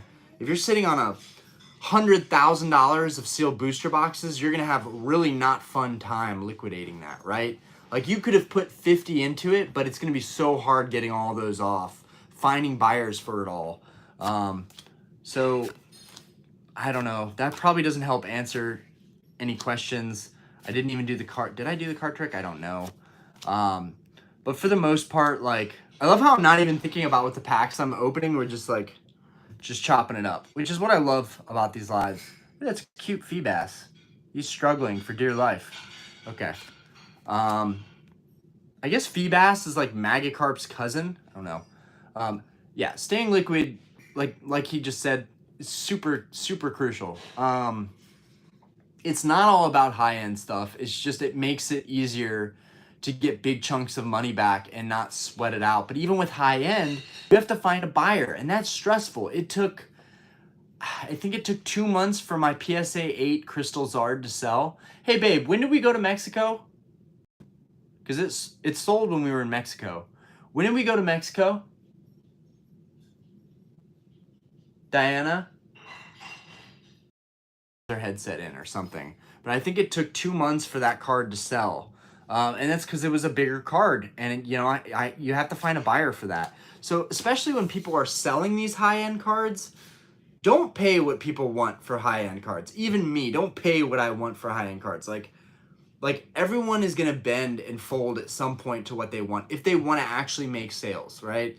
Like waiting for the market to come up is a very risky game. A lot of people, when they're selling higher end cards, you know, you want to get them to give you a deal on it. Get very close to market or get even a little bit less than market, because it's not easy to find buyers for high end stuff. I will say that's the other pro of selling cheaper end items, is that you're everywhere. You're just going to have to do more work selling one thing at a time. All right, Fusion Strike coming up. And then we got Chilling Rain. And then we got Evolving Skies. And now I'm calling it because we're an hour and 20 minutes in. I got to spend some time with Diana and rest because I got to work tomorrow. Okay, and I might open another. I just really want to hit, man. I really want to hit. Okay. I feel like every good live we have ends with some kind of hit, right? And I was very lucky that the last time I didn't quit and we finally got that Leafeon. Dang it, that was a white code card. I'm not sure that it matters with Fusion Strike though. I feel like it doesn't matter with Fusion Strike.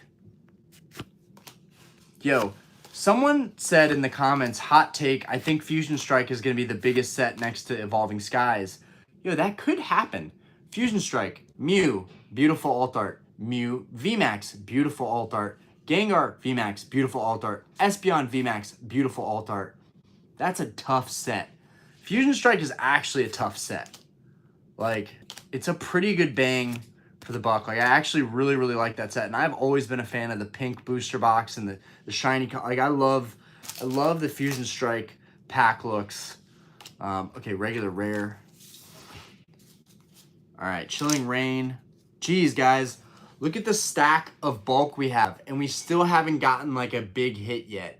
This is Pokemon right here, you know, and I hope that this is my contribution sometimes. Like once a week, I do it so that you don't have to, because this is unbearable. Like this is, whew, it is tough to see that.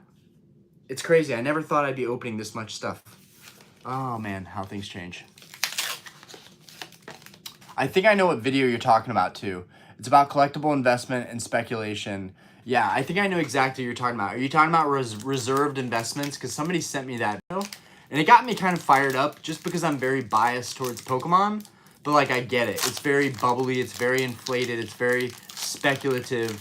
But like some of the higher end cards, I'm like, I don't know. Like my Crystal Charizard, I don't know where that thing is going to go value-wise. Because like, how much further up could it go?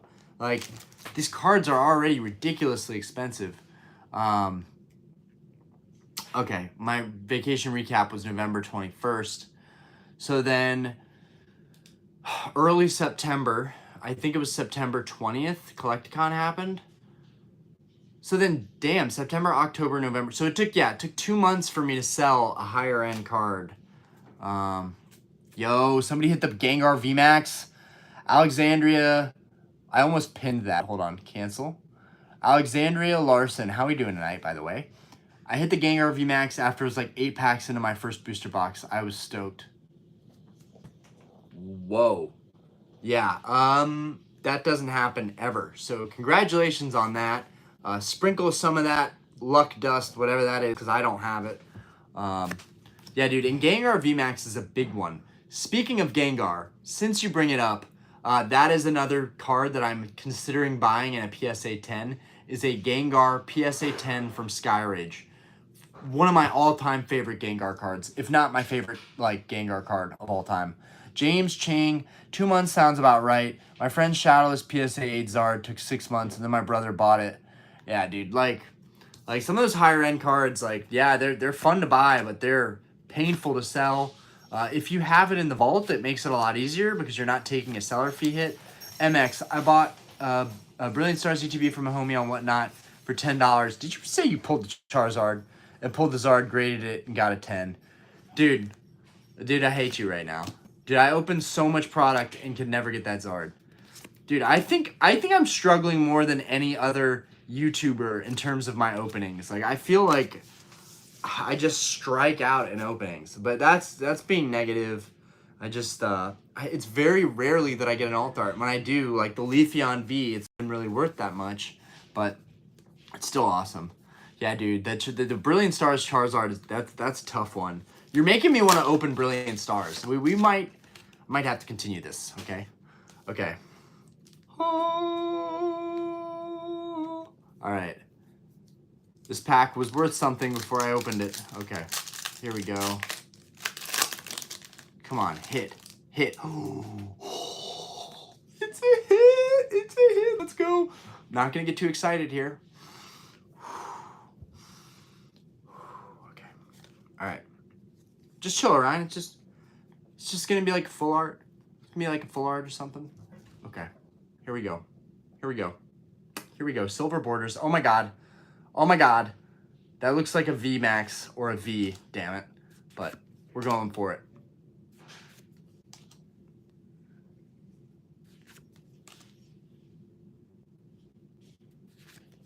I'm not the biggest fan of the Gengar Vmax. I'm not a biggest fan of the style of it with its tongue out, sucking everything in. I'm not the biggest fan of that. I think they could have done Gengar in a much better light, but it's undoubtedly, it's a valuable card and people love it. My chase was definitely the Mew VMAX. Or the Mew V. Those were always my chase cards for Fusion Strike. And I always get Celebi. No matter what, I always get Celebi. I've had no issue getting Celebi. Okay, here we go. 3, 2, 1. Ah! Doop de doop de doop de doop de doop de doop de doop. Oh, okay. Painful. All right, let's open Brilliant Stars because now you got me thinking about the Charizard. Oh.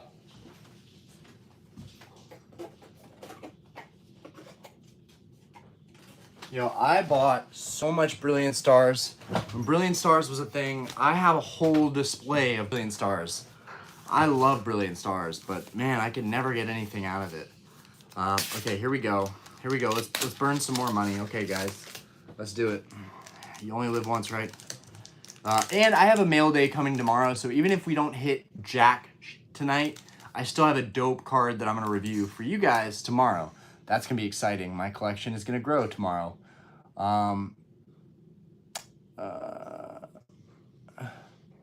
Give him your pack of Evolving Skies and have him send the cards back. LOL.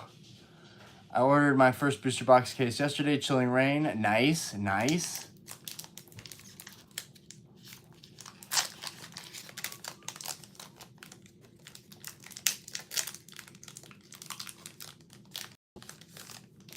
Ooh, okay.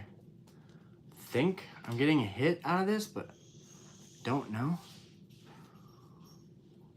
Okay.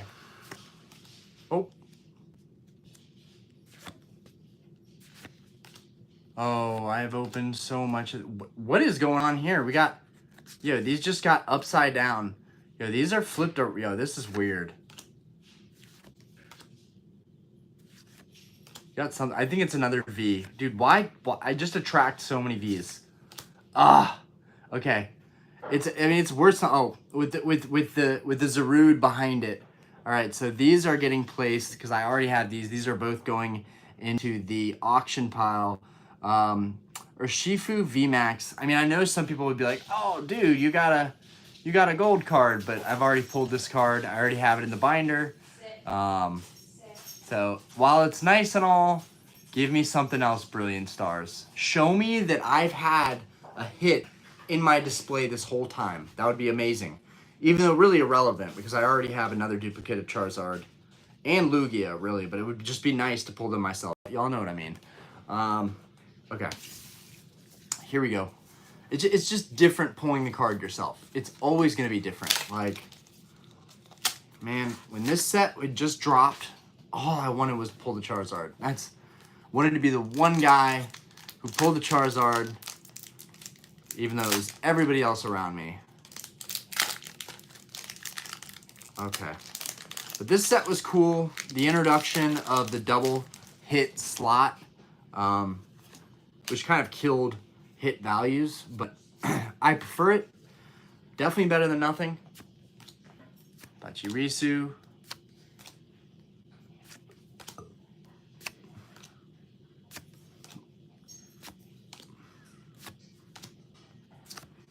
Yo!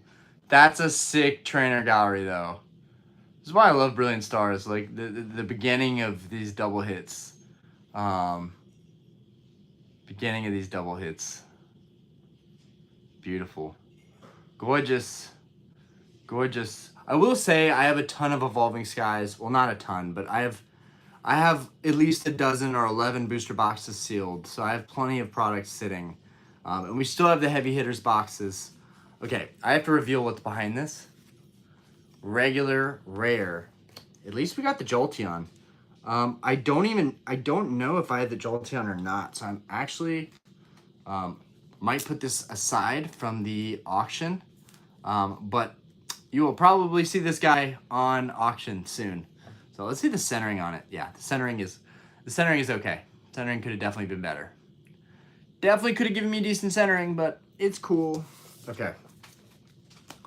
Evolving Skies blister. Okay, we're striking out with Brilliant Stars over there. And I do have a lot of Evolving Skies, so what the heck? What the heck, guys? What the heck? You guys are awesome. I appreciate you. My ride or dies.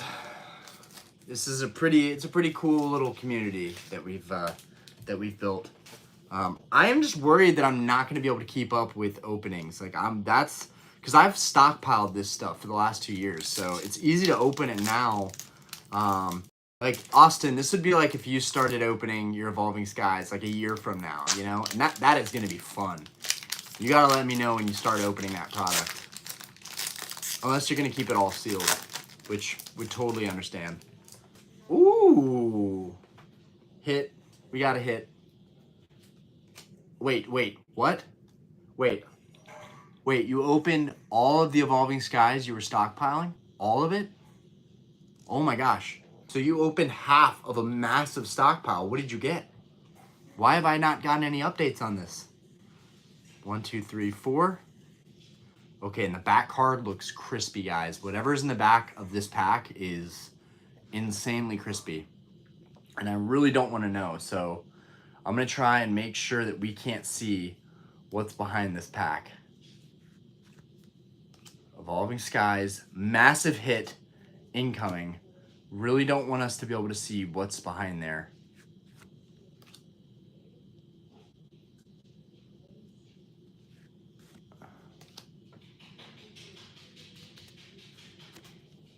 Okay, come on, baby. Be super special. This is the time. This opening is coming to an end. Come on, baby. Give me the hits. Give me the hits. 3, 2, 1. Oh, that's a pretty good one, y'all. That's a pretty good one, though. Umbreon Vmax. Yo, and the card is perfect. Yo, look how minty this is. It's perfect. I mean, no, it's not an alt art, but still. It's one. Yeah, I would have loved to pull this. I would have loved to have pulled this myself back in the day. I do think I have this one. So this one is probably going to end up going for auction. But we are going to continue on because this is definitely a teaser and we need an alt art.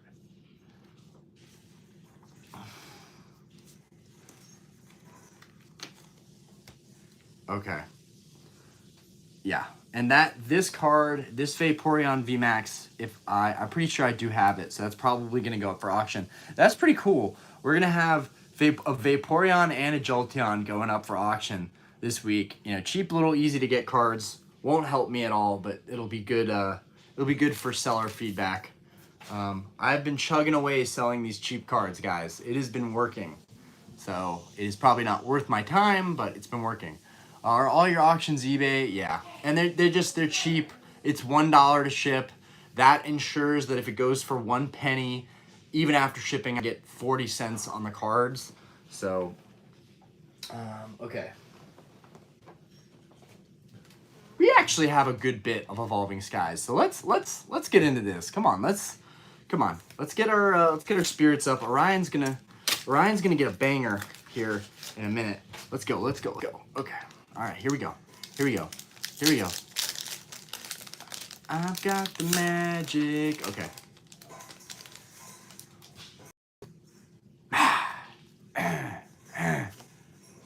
All right. Nothing in this pack. It's cool. Let's see what's in here anyways. Yo, just, Evolving Skies, no hits at all. We got a reverse, could be helpful. Shift tree. All right, next up. Okay. And then maybe we'll pivot to Fusion Strike. Yo, this is actually crazy. Like, yeah, this stack's getting wild. I do get paid tomorrow for work though, so I'm excited. Yo, Drilly, what's good? I mean, right, it's all probability, right? I've opened so many of these, never gotten anything, and then boom. Last live, we get the Leafeon V. Like, let's go.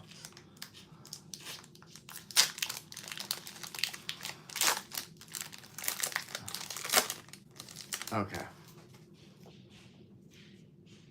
All right.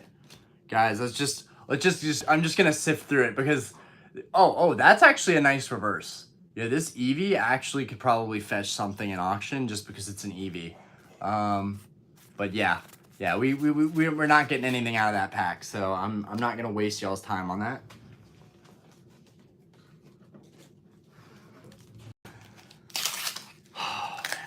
Yeah, I would, dude. This is why I stopped making TikTok videos and then stopped putting the shorts onto YouTube. Is because I was getting hit with like copyright notices. And so that's why I don't put up shorts with music anymore, like rap music, like, because my music of choice is probably split 70% rap, 30% like 2000s hard rock, which, like, there's not a lot of options for rock and roll in the 2000s. Like, it could only be so many bands, right? But those bands were my jam. Ooh, okay. Here we go.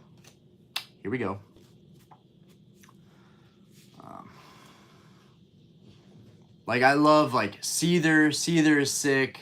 I'm trying to think of some of my other, Velvet Revolver. I don't know if you guys know who that is. 3 Days Grace, obviously. All right, I don't want anybody to be able to see what's behind here, including me. I want it to be a surprise, genuinely. Okay. Red Hot Chili Peppers is probably my favorite rock band, though, of all time. I know it's very, very mainstream, but as a little kid, that was the first concert I ever went to. Yo, appreciate you. Yeah, 3 Days Grace is solid. Very motivational, too, if you're in the... Yeah, Linkin Park, 100%, okay?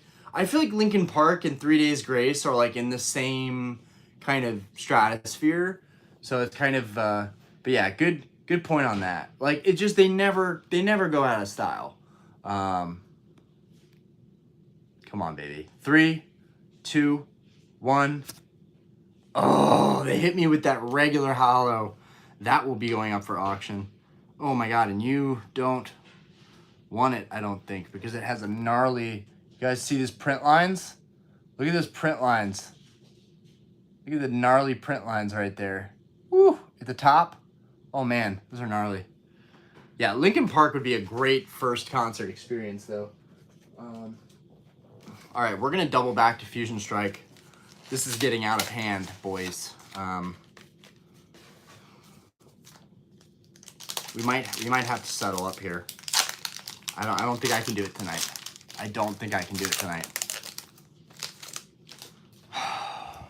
Okay.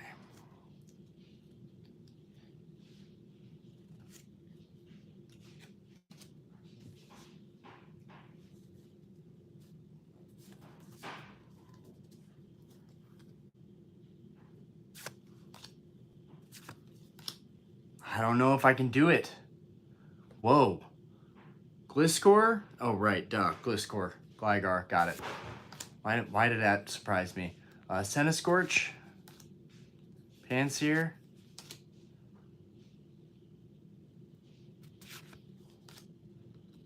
Yeah, I love how we're all vibing on 2000s rock. That's good.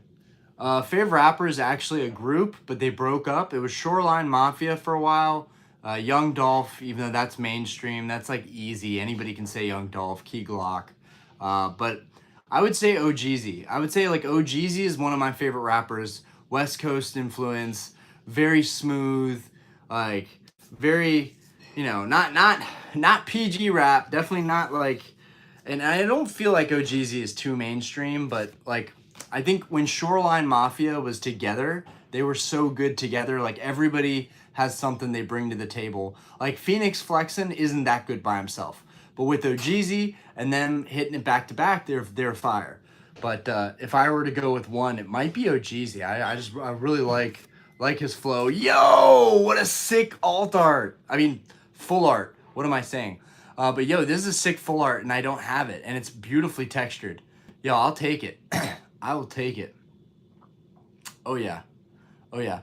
Also, you guys might not know who Xavier Wolf is, but Xavier Wolf is like pretty underground. Like he's like low key, like super fire. Yeah, this guy is beautiful. Yeah, I remember when I was a teenager though, Kid Cudi was the first rap that I was listening to. Kid Cudi, Gorilla Zoe, Waka Flocka, like those are the days, dude. What happened to Kid Cudi? Those are the days. Xavier Wolf has a few bangers for sure. I think it's a Xavier Wolf song with a remix Kid Cudi beat, and it's phenomenal. It's phenomenal. Like that is a song I would love to have on openings, like just like bumping. Yeah, dude, Cudi had it. Like for zoning out and like for zoning out, and just chilling out, dude. Kid Cudi was the move. Kid Cudi was the only move. Like, oh man, dude, good times. Yeah, this Genesect is actually phenomenal. Like, dude, this card looks so amazing in person. But we're not gonna count it as like our banger hit. You know, tonight is now full of. Actually, that's the first full art we've gotten all night. All right, so look at this, guys. All of this, and we've only gotten one full art. That's as good as we've gotten. I'm having some fun. Lost by Lil Wayne and Zoe. Mac Miller, dude. What have I done, dude? Mac Miller, dude. I'm sorry. I'm sorry, dude. God rest your soul. I'm sorry. Mac Miller deserved a mention in there. I should have mentioned him early on because that was definitely one of the first rappers that I was listening to. Mainly because he was white, Jewish, and there was nobody else like him. I think of maybe one rapper that was a white guy, but like, dude, Mac Miller was like definitely ahead of his time, and Ariana just messed up his head, as did the drugs that he was doing. Obviously, he overdosed, but dude, Mac Miller had so much more to give, man. If he just gave a little bit less fucks about the relationship he was in and more about making music again. But it's not about the fans. That's the thing. The fans are a byproduct of the work. And so he was going through it. Anyways, I am loving this night tonight. This is great. All right, we're going for Evolving Skies. I don't know how much Evolving Skies I'm burning in value here, but we're definitely burning it down to the ground. I'm going to have to open up some Darkness Ablaze just to cool off.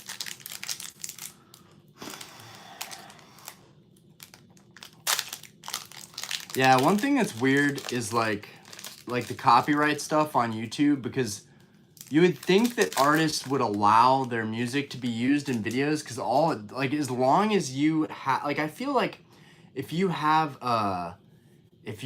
like a mention of an artist and their song, like a link to it, like some way where copyright doesn't hit you because you're marketing for the artist for them. Like, I don't know.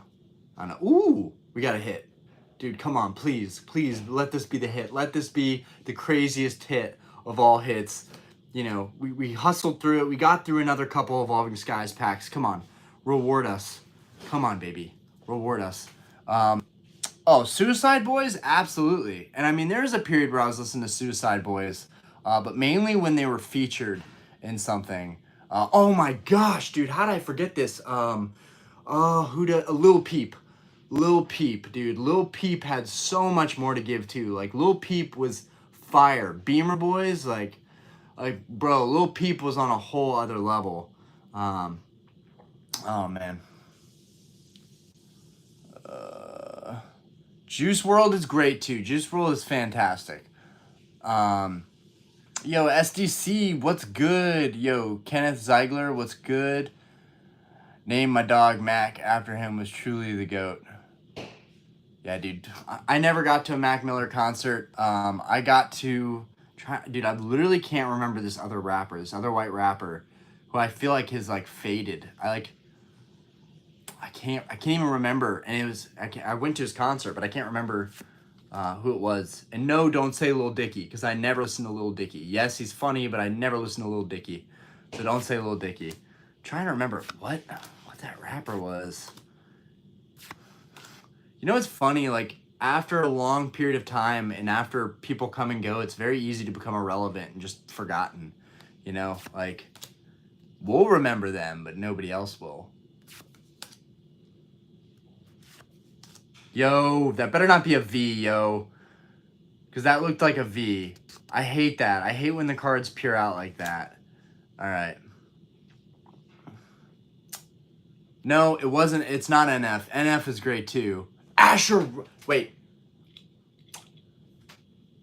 Roth, Chris Webby. Those are all really, really good ones though. Like, you're pointing out people that it could have been.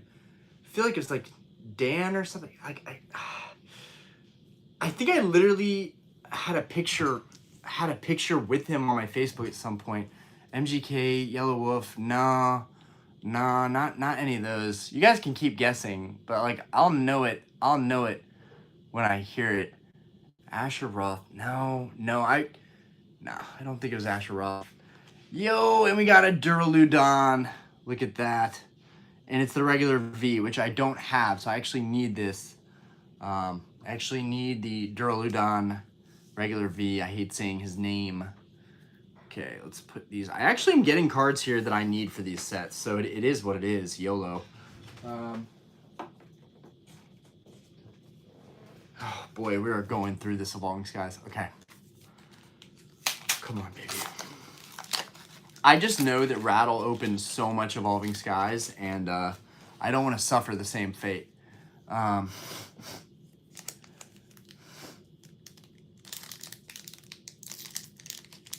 Yeah, I know. We're gonna do the binder update, okay? In fact, thank you for reminding me, because that'll allow me some. Tomorrow I'll do a mail day, and then the following day I'll do the binder update video. And you guys are gonna be like, oh my god, Orion, your Sword and Shield binders are lacking. And I'm gonna be like, I know. I tried though. I went to shops, I picked out cards I needed. There's so many cards in Sword and Shield that if you're not on top of these sets as they're coming out, if you're not on top of these sets, I feel like we're getting a lot of actually good, like, we're getting a lot, the hit rate for these Evolving Skies packs is actually pretty good right now. But I feel like it's so hard if you're not on top of the set right when it comes out. And even if you are, you open 2 booster boxes and you don't get an alt art. I mean, it's tough. Like, you really do have to fill it out with buying singles, and it adds up quickly. Can I just for once not see the card in the back? Jeez.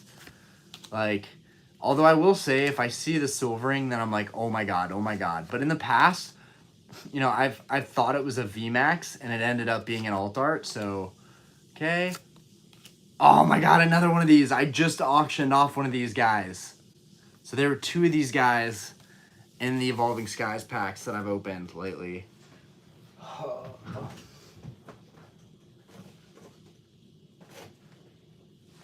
It's a lot of Fusion Strike. Fusion Strike's good though, and we could hit that Gengar VMAX. So, yo, I'm gonna have to call it a day, yo. Like, oh, I'm going through these packs, y'all. Okay, Come on, give us that Gengar. It's Corey D. I want a PSA 10 of every set hit from Sword and Shield. I feel you. I feel you.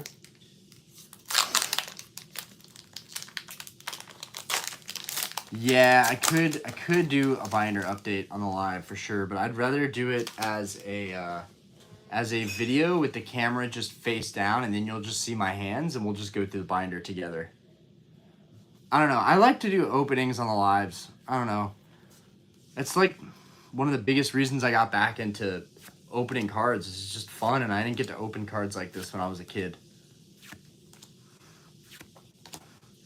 Now, I will say, in the future, we will be doing more Q&A and like discussion lives where we just talk about stuff, chop it up. But you know what? I thought I was going to have 151, so... Alright, regular rare. How many slabs do I have? I have almost a completed first edition base set, but I just sold the Gyarados, the Hitmonchan, and the Mewtwo, which all sold for a little bit more than what I paid after fees and taxes, which is amazing. I don't know how I lucked out on that. And I'm going to transfer those to PSA 9 first edition base set cards eventually. It's just going to be tough because Gyarados first edition PSA 9 is like 12 to 1400. Mewtwo PSA 9 is like, I feel like 14 to 1800. Hitmon PSA 9 I want to say is around $1,000. It's just, oh god, they're so expensive. I don't know why Nostalgianomics is selling his. Like, those aren't cards I would sell if I had them in 9s, but to each his own. Alright. Okay. I did buy a lot of Fusion Strike back in the day, so I do have... Yeah, we've had some discussion lives. Like, earlier back in the channel, we've had some really successful discussion lives. And that was when I realized that I didn't have to open up packs.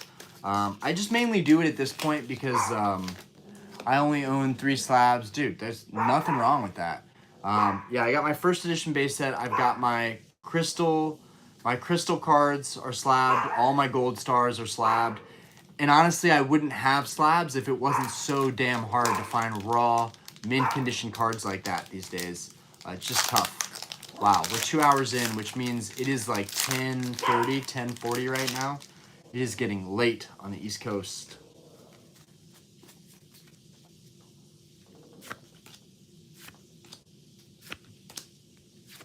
I don't really like the idea of slab, to be honest with you. It's the only way to accurately collect at this point for me, and I just trust it enough. Yeah, dude, there's you don't have to open. Like, there's so many topics, endless topics, especially now with like 40, 50 people popping in the lives. Like, it's very easy to get a discussion going and just have it. Is it too much to ask for a hit, though? Is it too much to ask for a hit? Like, I don't think I'm asking for much here. I'm like, yo, give me an alt art that I haven't seen before. I'm gonna open Vivid Voltage. Yo, I'm thirsty right now. I'm thirsty. I'm about to open up these Darkness Ablaze and just pray to God we get a VMAX Charizard or something. I already have the VMAX Charizard, but I would love to pull another one.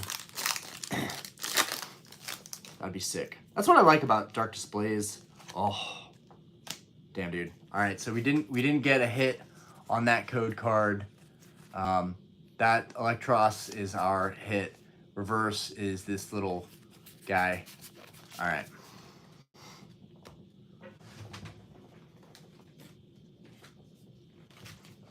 Fat Pikachu, let's go. Yo, Snack Bread, how we doing? We are deep into this live. I still have not opened...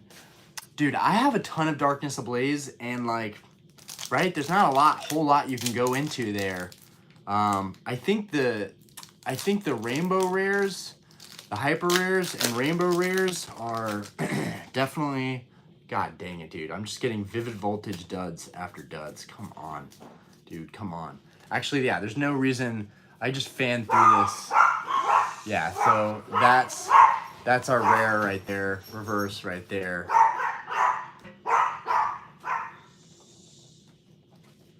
Darkness Ablaze coming up. But the Darkness Ablaze has some amazing rainbows. It's got the Scizor. And it has the Salamence, which I think I have both, but I bought them as singles. It would be dope to have pulled those. I mean, it's gonna grow. It's gonna grow. Yo, when I checked eBay today, I was shocked at how expensive Sword and Shield. Yo, 3 dud packs in a row, y'all. 3 dud packs in a row. I mean, I'm gonna double check that just because you've never, right? Yeah, Sentret. I mean, if I need to go back on these to fill out the set, that'll help out. Like, I'm sure I have cards to fill out empty spaces. But, you know, it's funny. 9 packs in of Darkness Ablaze, and I got that Charizard. And I really thought that, like, I was a lucky guy. I was like, man, I'm killing it. But the reality was the Charizard was never that big of a chase card. So that kind of broke me. Just because I realized it really wasn't all that special. Wow, look at that. Another no hit. We got an Arctivish rare and a reverse bound suite. Yo, that's painful. Oh my god. Let me spare you guys. You know, I could milk it and be like, what are we gonna get? But like, I know I want it to be fun. I want it to be exciting. Darkness Ablaze is not treating me well here. Yo, what's good, Garrett? More! Very addicting. This is very addicting. I do want to successfully... look at this. We finally got a hit card. So now, let's get hyped, guys. Let's get hyped. Alright. Simi Sage. Dude, that would be sick. And I think I already have that one, but I bought it. You know, like literally, give me anything. Give me anything from the set. Give me anything. And again, if I pull a hit, it's going to go up for auction.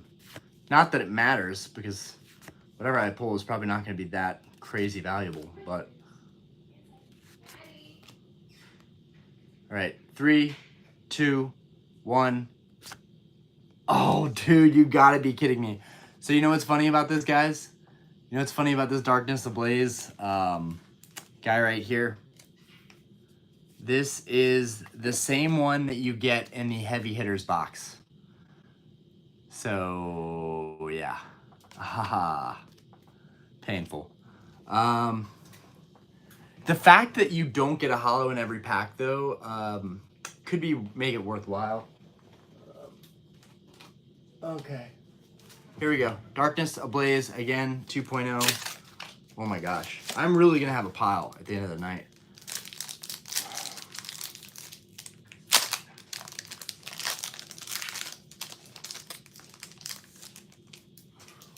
Okay, we got a hit. We got a hit. Yeah, we might have to double back to Evolving Skies here. Oh my god. The pain. The glory. The confusion. The anxiety.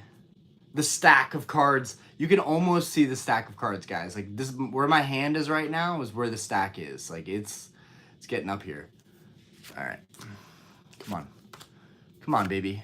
We're getting paid tomorrow. Come on, baby. Give me something to get excited about. I want to get excited. Come on. That's a cool artwork. He's climbing up to get himself some food. Or climbing down, actually. He's climbing down with his food. Okay, reverse. It's Charizard! Oh my god! But it's the V, unfortunately. Now, I don't have the V, so at least I got a Charizard. But, I don't have the V, so yay, we got the V, but it's... Okay. If I have the V, that'll go up for auction. Whew. Okay. All right.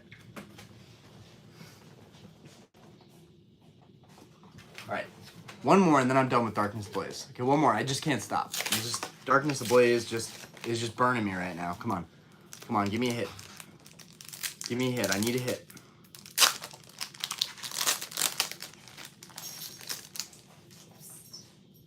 Ooh, what? Did you lock your car? I don't know. I would lock it. Why? Why? Just say you just lock your foot. I'm pretty sure I locked it.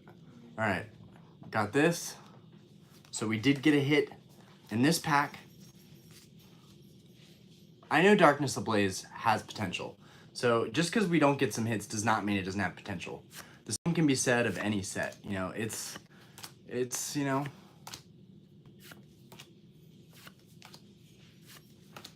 it has potential. We might see that too. The rainbows are really nice. Reverse Milotic. Oh, and there we go. We got a hit. There we go. Senna Scorch Vmax.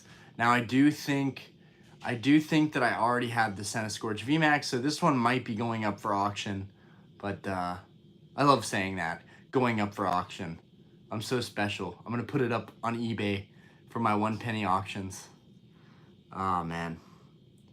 This thing is gorgeous though. I don't like Senna Scorch, but it's gorgeous. This card is absolutely gorgeous. Senna Scorch fans would love to pull this card.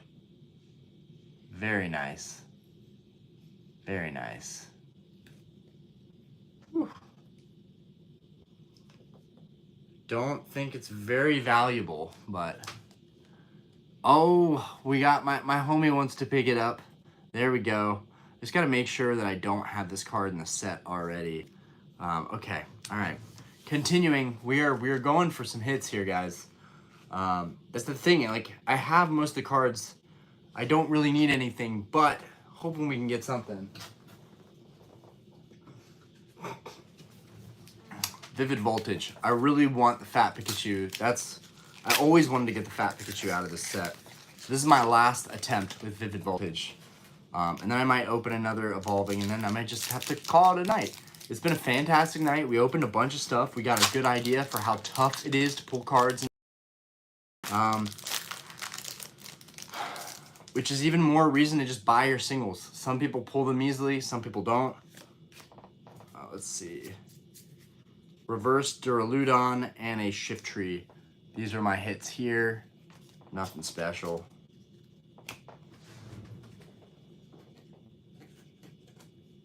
Might have to double back to Fusion Strike. Jeez, go after that Gengar. Okay, last Evolving Skies pack of the night. Because we really only have like 15 packs of Evolving Skies left on the slip. I'm going to need those. All right, because we've got other lives coming up. I just can't believe it's coming to an end. Like, I really have gone through a lot of these sleeves. They're so much easier to go through than I anticipated. Okay. Okay. I do. I have some rare Nintendo 64s down here that are very mint condition. Very nice examples. I got a bunch of Game Boys. I'm definitely into the retro video game console scene. I also have almost all of the games, the vintage Pokemon games. I'm missing Crystal. And I need the cart for Pokemon Red. I have the box for it, but I need the cart still. I believe that was a no-code card. Yeah, unfortunately, guys, for Evolving Skies, we got Flapple and Woobat. So we took an L on the Evolving Skies. Oh, man. Okay. I do have a lot of Fusion Strike, though. We can definitely try again with Fusion Strike. Oh, my lord. So you guys can see, like, this is where I set down the card, and the stack is here. The stack is almost in sight. The stack is about 7 inches high right now of bulk. Oh, man. Okay. Now, I forget how Fusion Strike works. I can't tell whether there's a hit or not, so we're going to just go for it.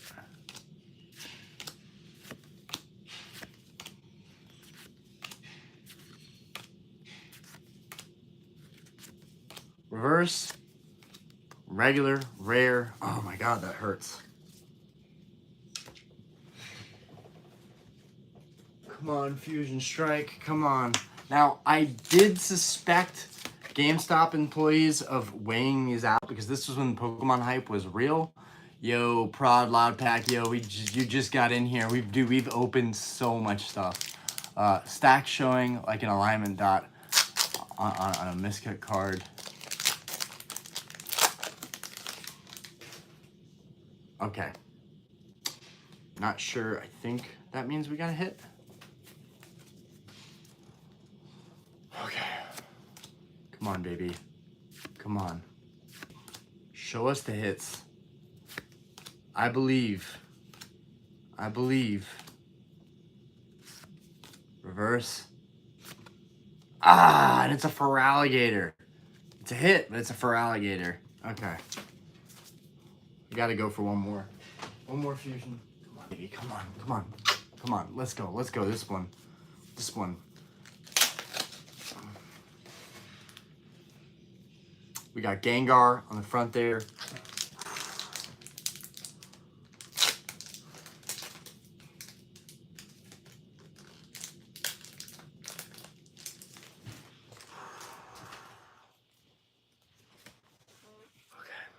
Here we go. I do want to say that if you get anything out of a single sleeve pack, like the odds of you getting anything out of a single sleeve pack, they're very low.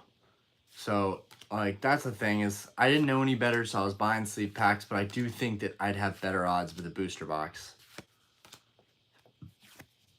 Last time I had a friend over, opened Fusion Strike, he didn't get anything, so you know, nope. Oh man.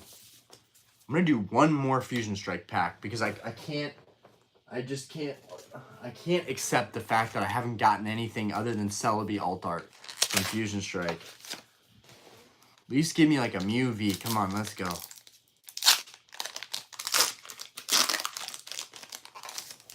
And then this madness has to stop. It has to stop. I need help. Okay. At the very least, at least I get paid tomorrow. That'll make me feel better. Don't settle, don't settle. Oh, man. Reverse. Oh, regular rare. All right, bouncing off to Silver Tempest. Silver Tempest, bouncing off. Okay. And you know what? Screw it. We're going to open Vivid Voltage. We're going to open one of these Vivid Voltage packs. Oh, man. Okay. You can almost see the stack. Almost.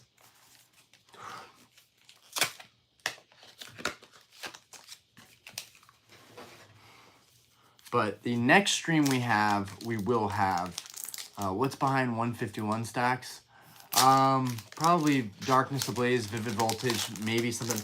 You know, maybe I should grab the packs that are against the wall, right? Like those are the secret packs that have the hits. All right. I'll go ahead and check what's against the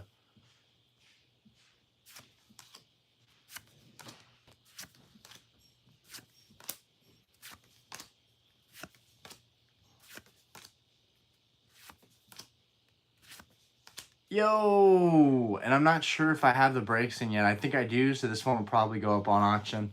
But all right, Armaldo breaks in. I got a ton of fuel for the auctions, so that's okay. Okay.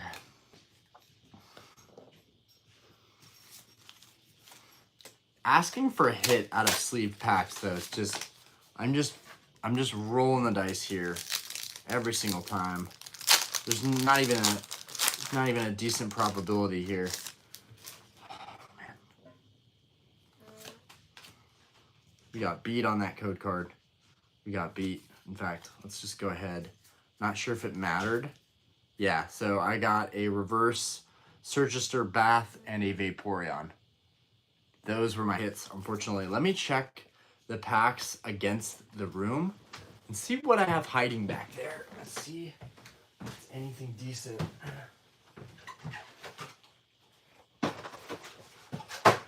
Oh, we do have some stuff hiding back in here. We do have some stuff hiding back in here.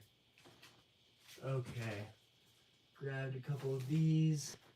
Fusion Strike. Okay. We got some stuff. These ago. The other ones are just Vivid Voltage, Fusion Strike, and Darkness Ablaze. I have way too much Darkness Ablaze. Okay.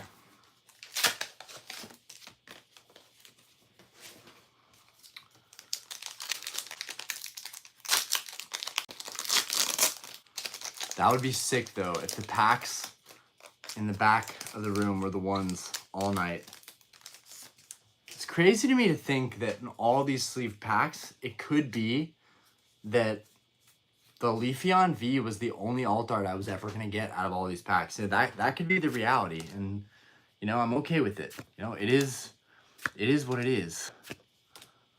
I can buy all these cards for dirt cheap. You know what I'm saying? Like, it's not that big of a deal. But, man, the pull rates were so tough in this era. All right, Azumarill. All right. Now, yeah, I'm going to open the last Fusion Strike. And then 4 more Evolving Skies. And we're done. Guys, we're done. We're 2 hours and 10 minutes in. I have given it my all. I can't keep going. It's not even settling. I'm just tired. Could my peak exhaustion be when I finally get a hit? Oh, who knows? We're about to find out. Weigh them, LOL. No, that kills the fun, right? And, you know, I want to contribute to the packs being open. Like, I want to contribute to the values going up. And you are. By opening products, you are indirectly contributing. And this is what I was talking about. Every day you have streamers, you have people opening stuff, you have people buying cases of sleeve products. Like, this stuff is getting opened all the time. And weighing would definitely kill the fun in it for me. Well, I'm not even going to waste time on that. Okay, regular rare. Although it would have saved me from those 2 packs, right? And all these other packs. Guys, this is, you can almost see this top card. If I place it against the mic, you can actually see that. Okay. Here we go. Yo, how insane would it be though if we pulled the Rayquaza Vmax? Like, I still want these for my binder. Like, I have them graded now for my binder, so it would still be amazing. I would not sell. Dang it. Okay. We got a Gigalith reverse and a Talonflame. Search this pack for anything hiding. I love this Golduck. This Golduck is one of my favorite, like, basic Evolving Skies cards. I love that Golduck. Next.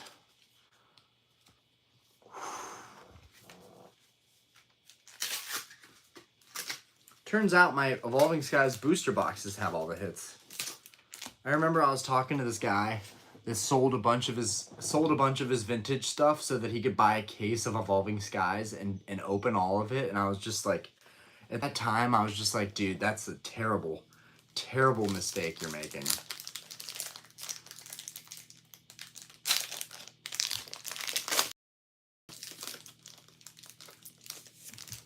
And that was when Evolving Skies was way cheaper. Ooh, could it be the one, guys? Could it finally be the one? Could this be what we've been waiting for all night? I hope you guys are rewarded for the wait. I hope you're rewarded. I hope I'm rewarded, but more importantly, I hope you guys are rewarded for hanging out with me all night. All night. Come on. We don't want to know what's in the back here. I don't want to know, okay? I really, really don't want that to slide out in the back.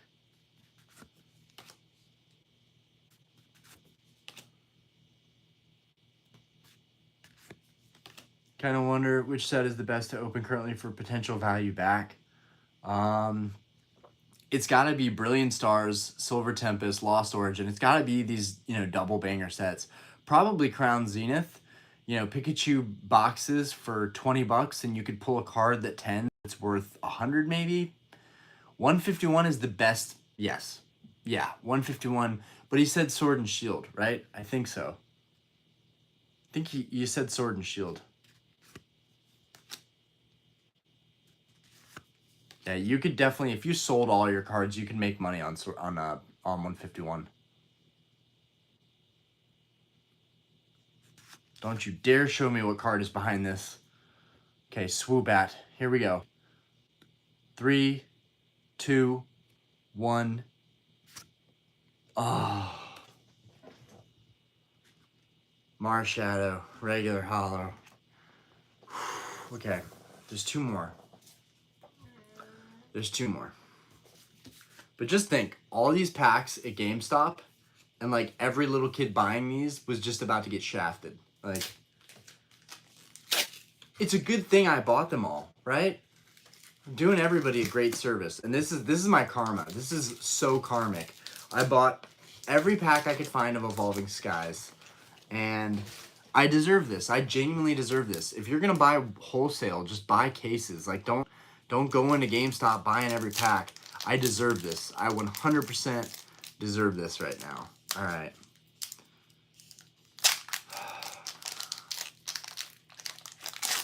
That looks like it's a regular code card. Oh, it's a regular code card.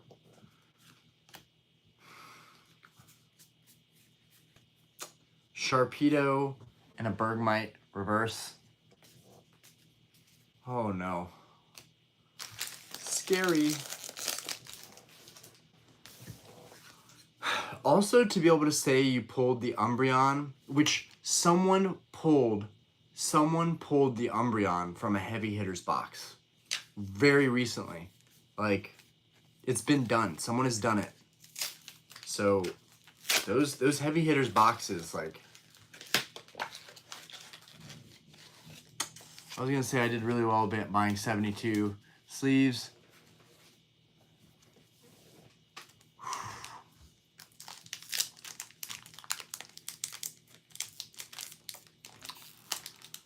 Pulling the Umbreon is something that is like, it's like mythical at this point in the hobby. Like, no one's done it. No one can do it. Very few have done it, and it took them a lot. All right. Okay.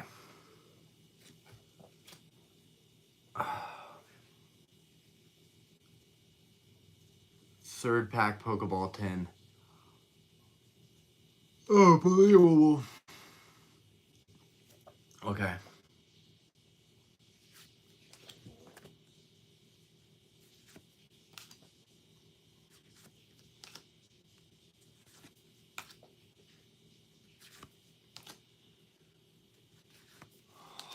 Man. Come on, baby. Come on. It's okay, I'm getting paid. I'm getting paid soon. Reverse Galarian Moltres. Oh, at least it's a VMAX. We're ending on a VMAX. The VMAX Sylveon, which I have. So this card will be going up for auction soon. But there it is, guys. We just couldn't do it. We got VMAXs, but we just couldn't do it. Oh, man.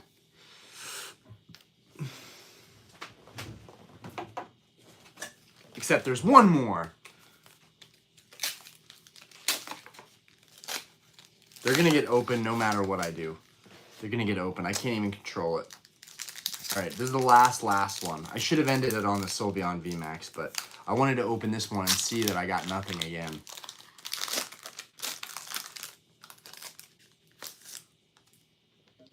I deserve that. I deserve that. That was painful.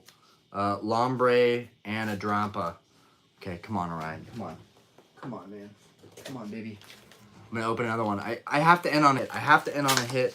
I'm going to go crazy. I'm losing my mind over here. Rayquaza artwork.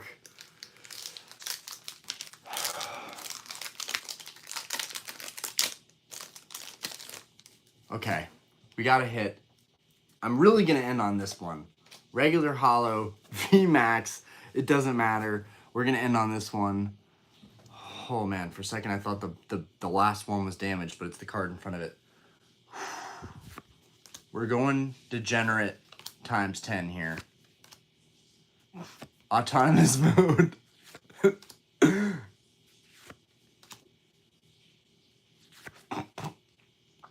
Guys, it's okay. It's okay.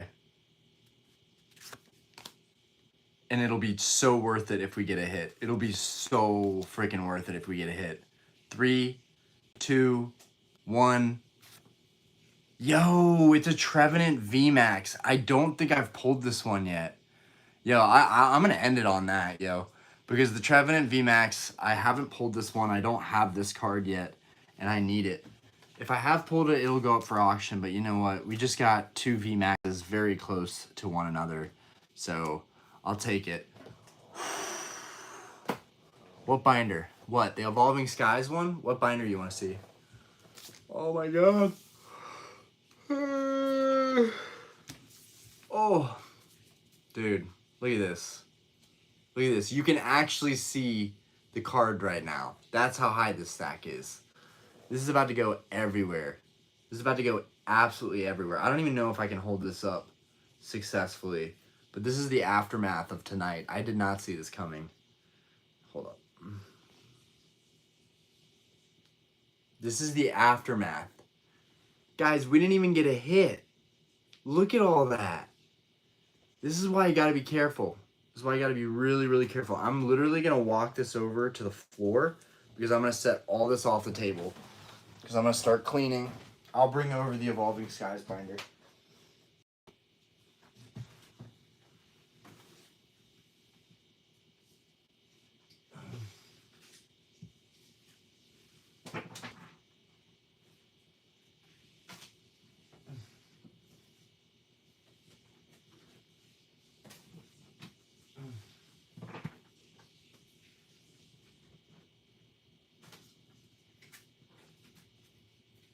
Ooh. Oh man. Okay, Evolving Skies. Let's see. Evolving Skies.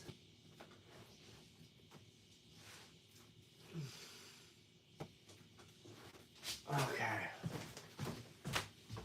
Alright, Evolving Skies binder right here. Okay.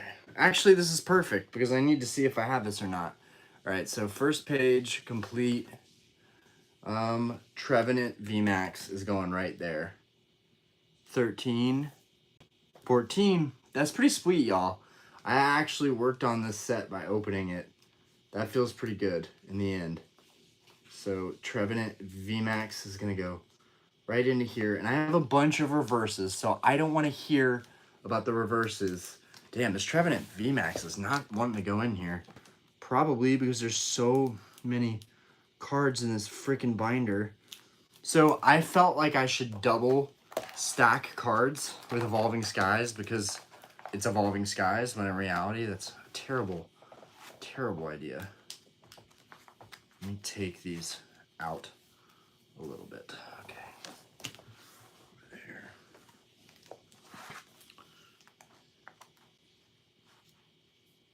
Yo, I have 3 Leafeon Vs. Why do I have so many Leafeon Vs? Okay, I'm gonna have to auction those off. Okay, back to the binder. Okay. We got this page. We got this page. I know I need my reverses. Okay, Vaporeon Vmax right here. So I actually need Vaporeon V. I'm missing Vaporeon V. So I need Vaporeon V or Gyarados Vmax. I'm missing Gyarados Vmax, I think. So everything on this side. Sylveon Vmax right here. I'm missing Sylveon V. So I need Sylveon V. This one's complete. Noivern V. I need the Duraludin though. Yeah, and I have the Duraludin and the Vmax right here. I know I need my reverses. I know. Alright. And then we actually pulled this Leafeon V last one. So Leafeon V. Yeah, Leafeon V. I'm missing 1, 2, 3, 4, 5, 6, 7, 8, 9. Now, let's not forget here, I have the Rayquaza VMAX and the Umbreon VMAX. They're just not in here. 10, 11, 12, 13, 14, 15, 16, 17. And I didn't pull any of these. Most of these were all bought. So 18, 19, 20, 21, 22, 23, 24, 25, 26, 27, 28, 29. Oh my god. 30, 31, 32, 33, 34, 35. Yeah. And then I have some packs in the back And then, oh, I've got Celebrations. This is Celebrations back here. I've got my Celebrations, Zard, Venusaur, and Blasty there with the gold cards. But, oh, man.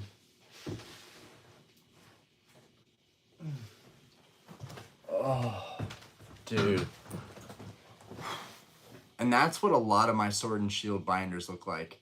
So most of them are missing like 20 or 30 alt arts, slash hyper rares, gold rares.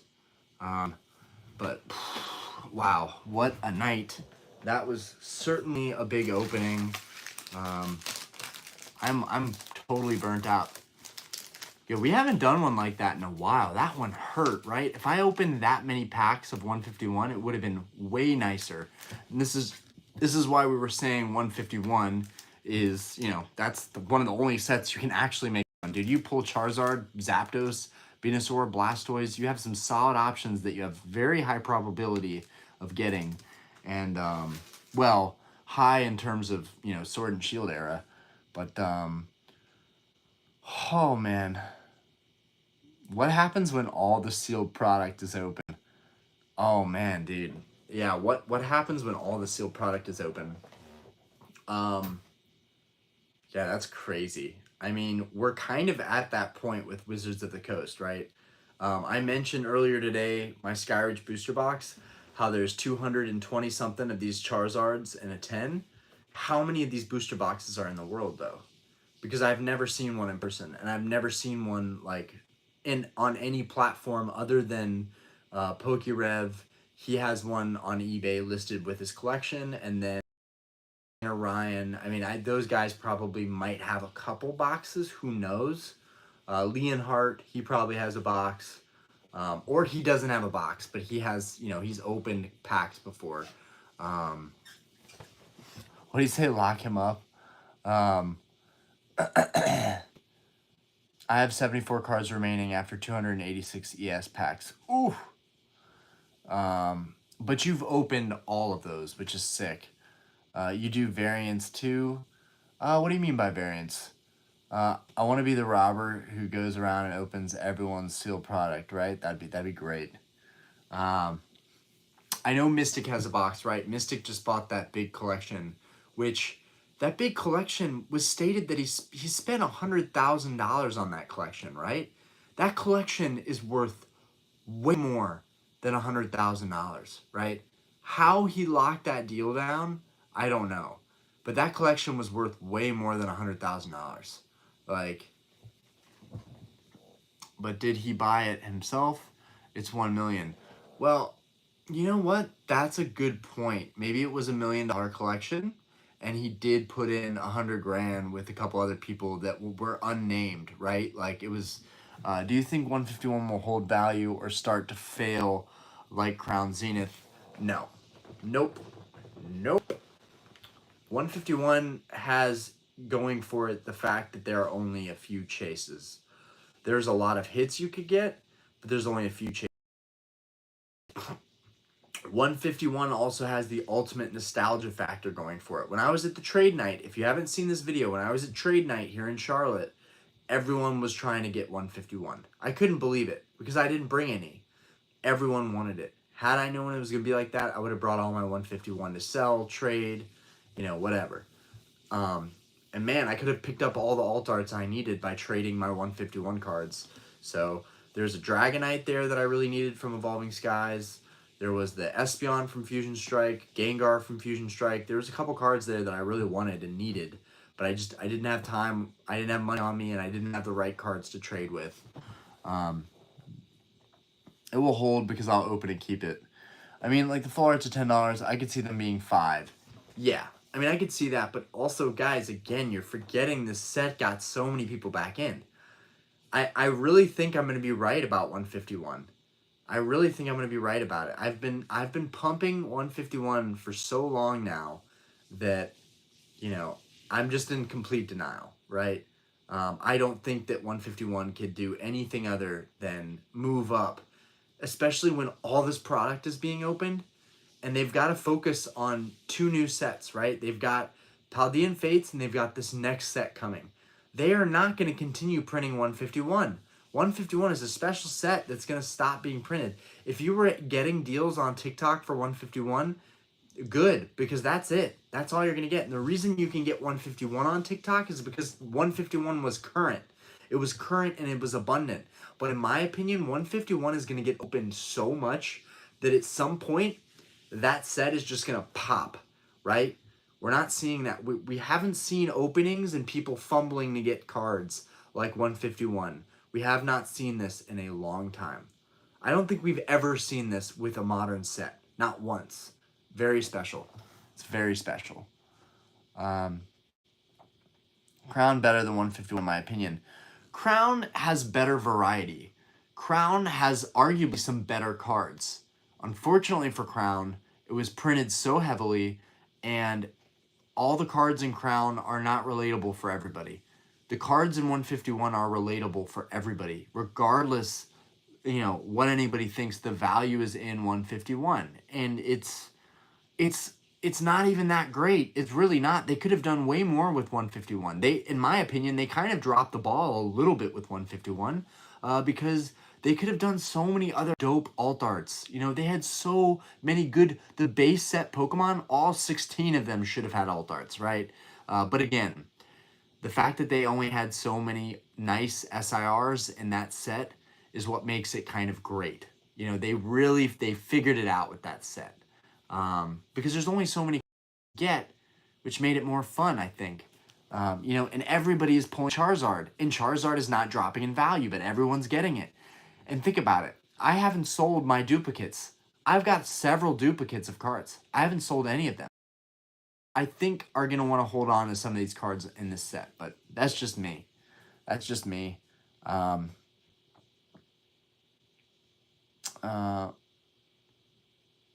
TikTok shops had mountains of them. Exactly. If you can get 151 from the TikTok shops, insane deals, right? Grab them. I honestly think those TikTok shops are going to sell out of all that product. Plain and simple. Especially when it's always going to be cheaper than retail, even cheaper than GameStop. There's no point to go brick and mortar. It's just shopping online. It's just shooting fish in a barrel for these TikTok shops. Dude, I'm going to continue opening it all year long, but I also need to keep in mind that I want to also invest, and I want to put my money where my mouth is. So, like, I will be looking at buying cases of Sword and Shield sets, because the amount of money I've spent on 151, I could have easily invested and shown people that I am buying these sets at these prices. So, you know, it's easy to buy a set and open it up. It's harder to show people what you're buying and what you're holding on to. And so I want to start using that money to buy that, you know. But 151, it's been amazing. I promised you guys I was going to finish the set, and I'm holding to that. And I'm very proud of that. So, that damn hyper rare Mew. I think we're going to get the Nidoking long before we get the Mew. Oh, man.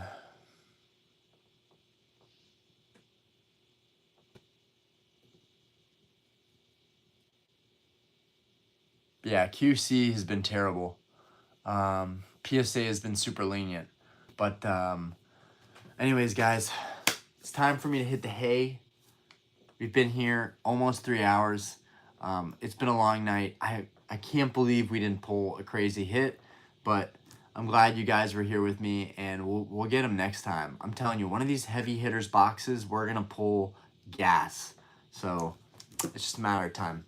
Anyways, peace out, guys. Thank you for coming out. Thank you for supporting the channel. Like, my life has literally changed as a result of YouTube and Pokemon, and I'm very grateful, and Diana is very grateful, and I'm super stoked to see where these things, you know, see where this channel and openings and lives, all of it, like, I'm stoked to see where that goes, you know, several years. So thank you guys so much.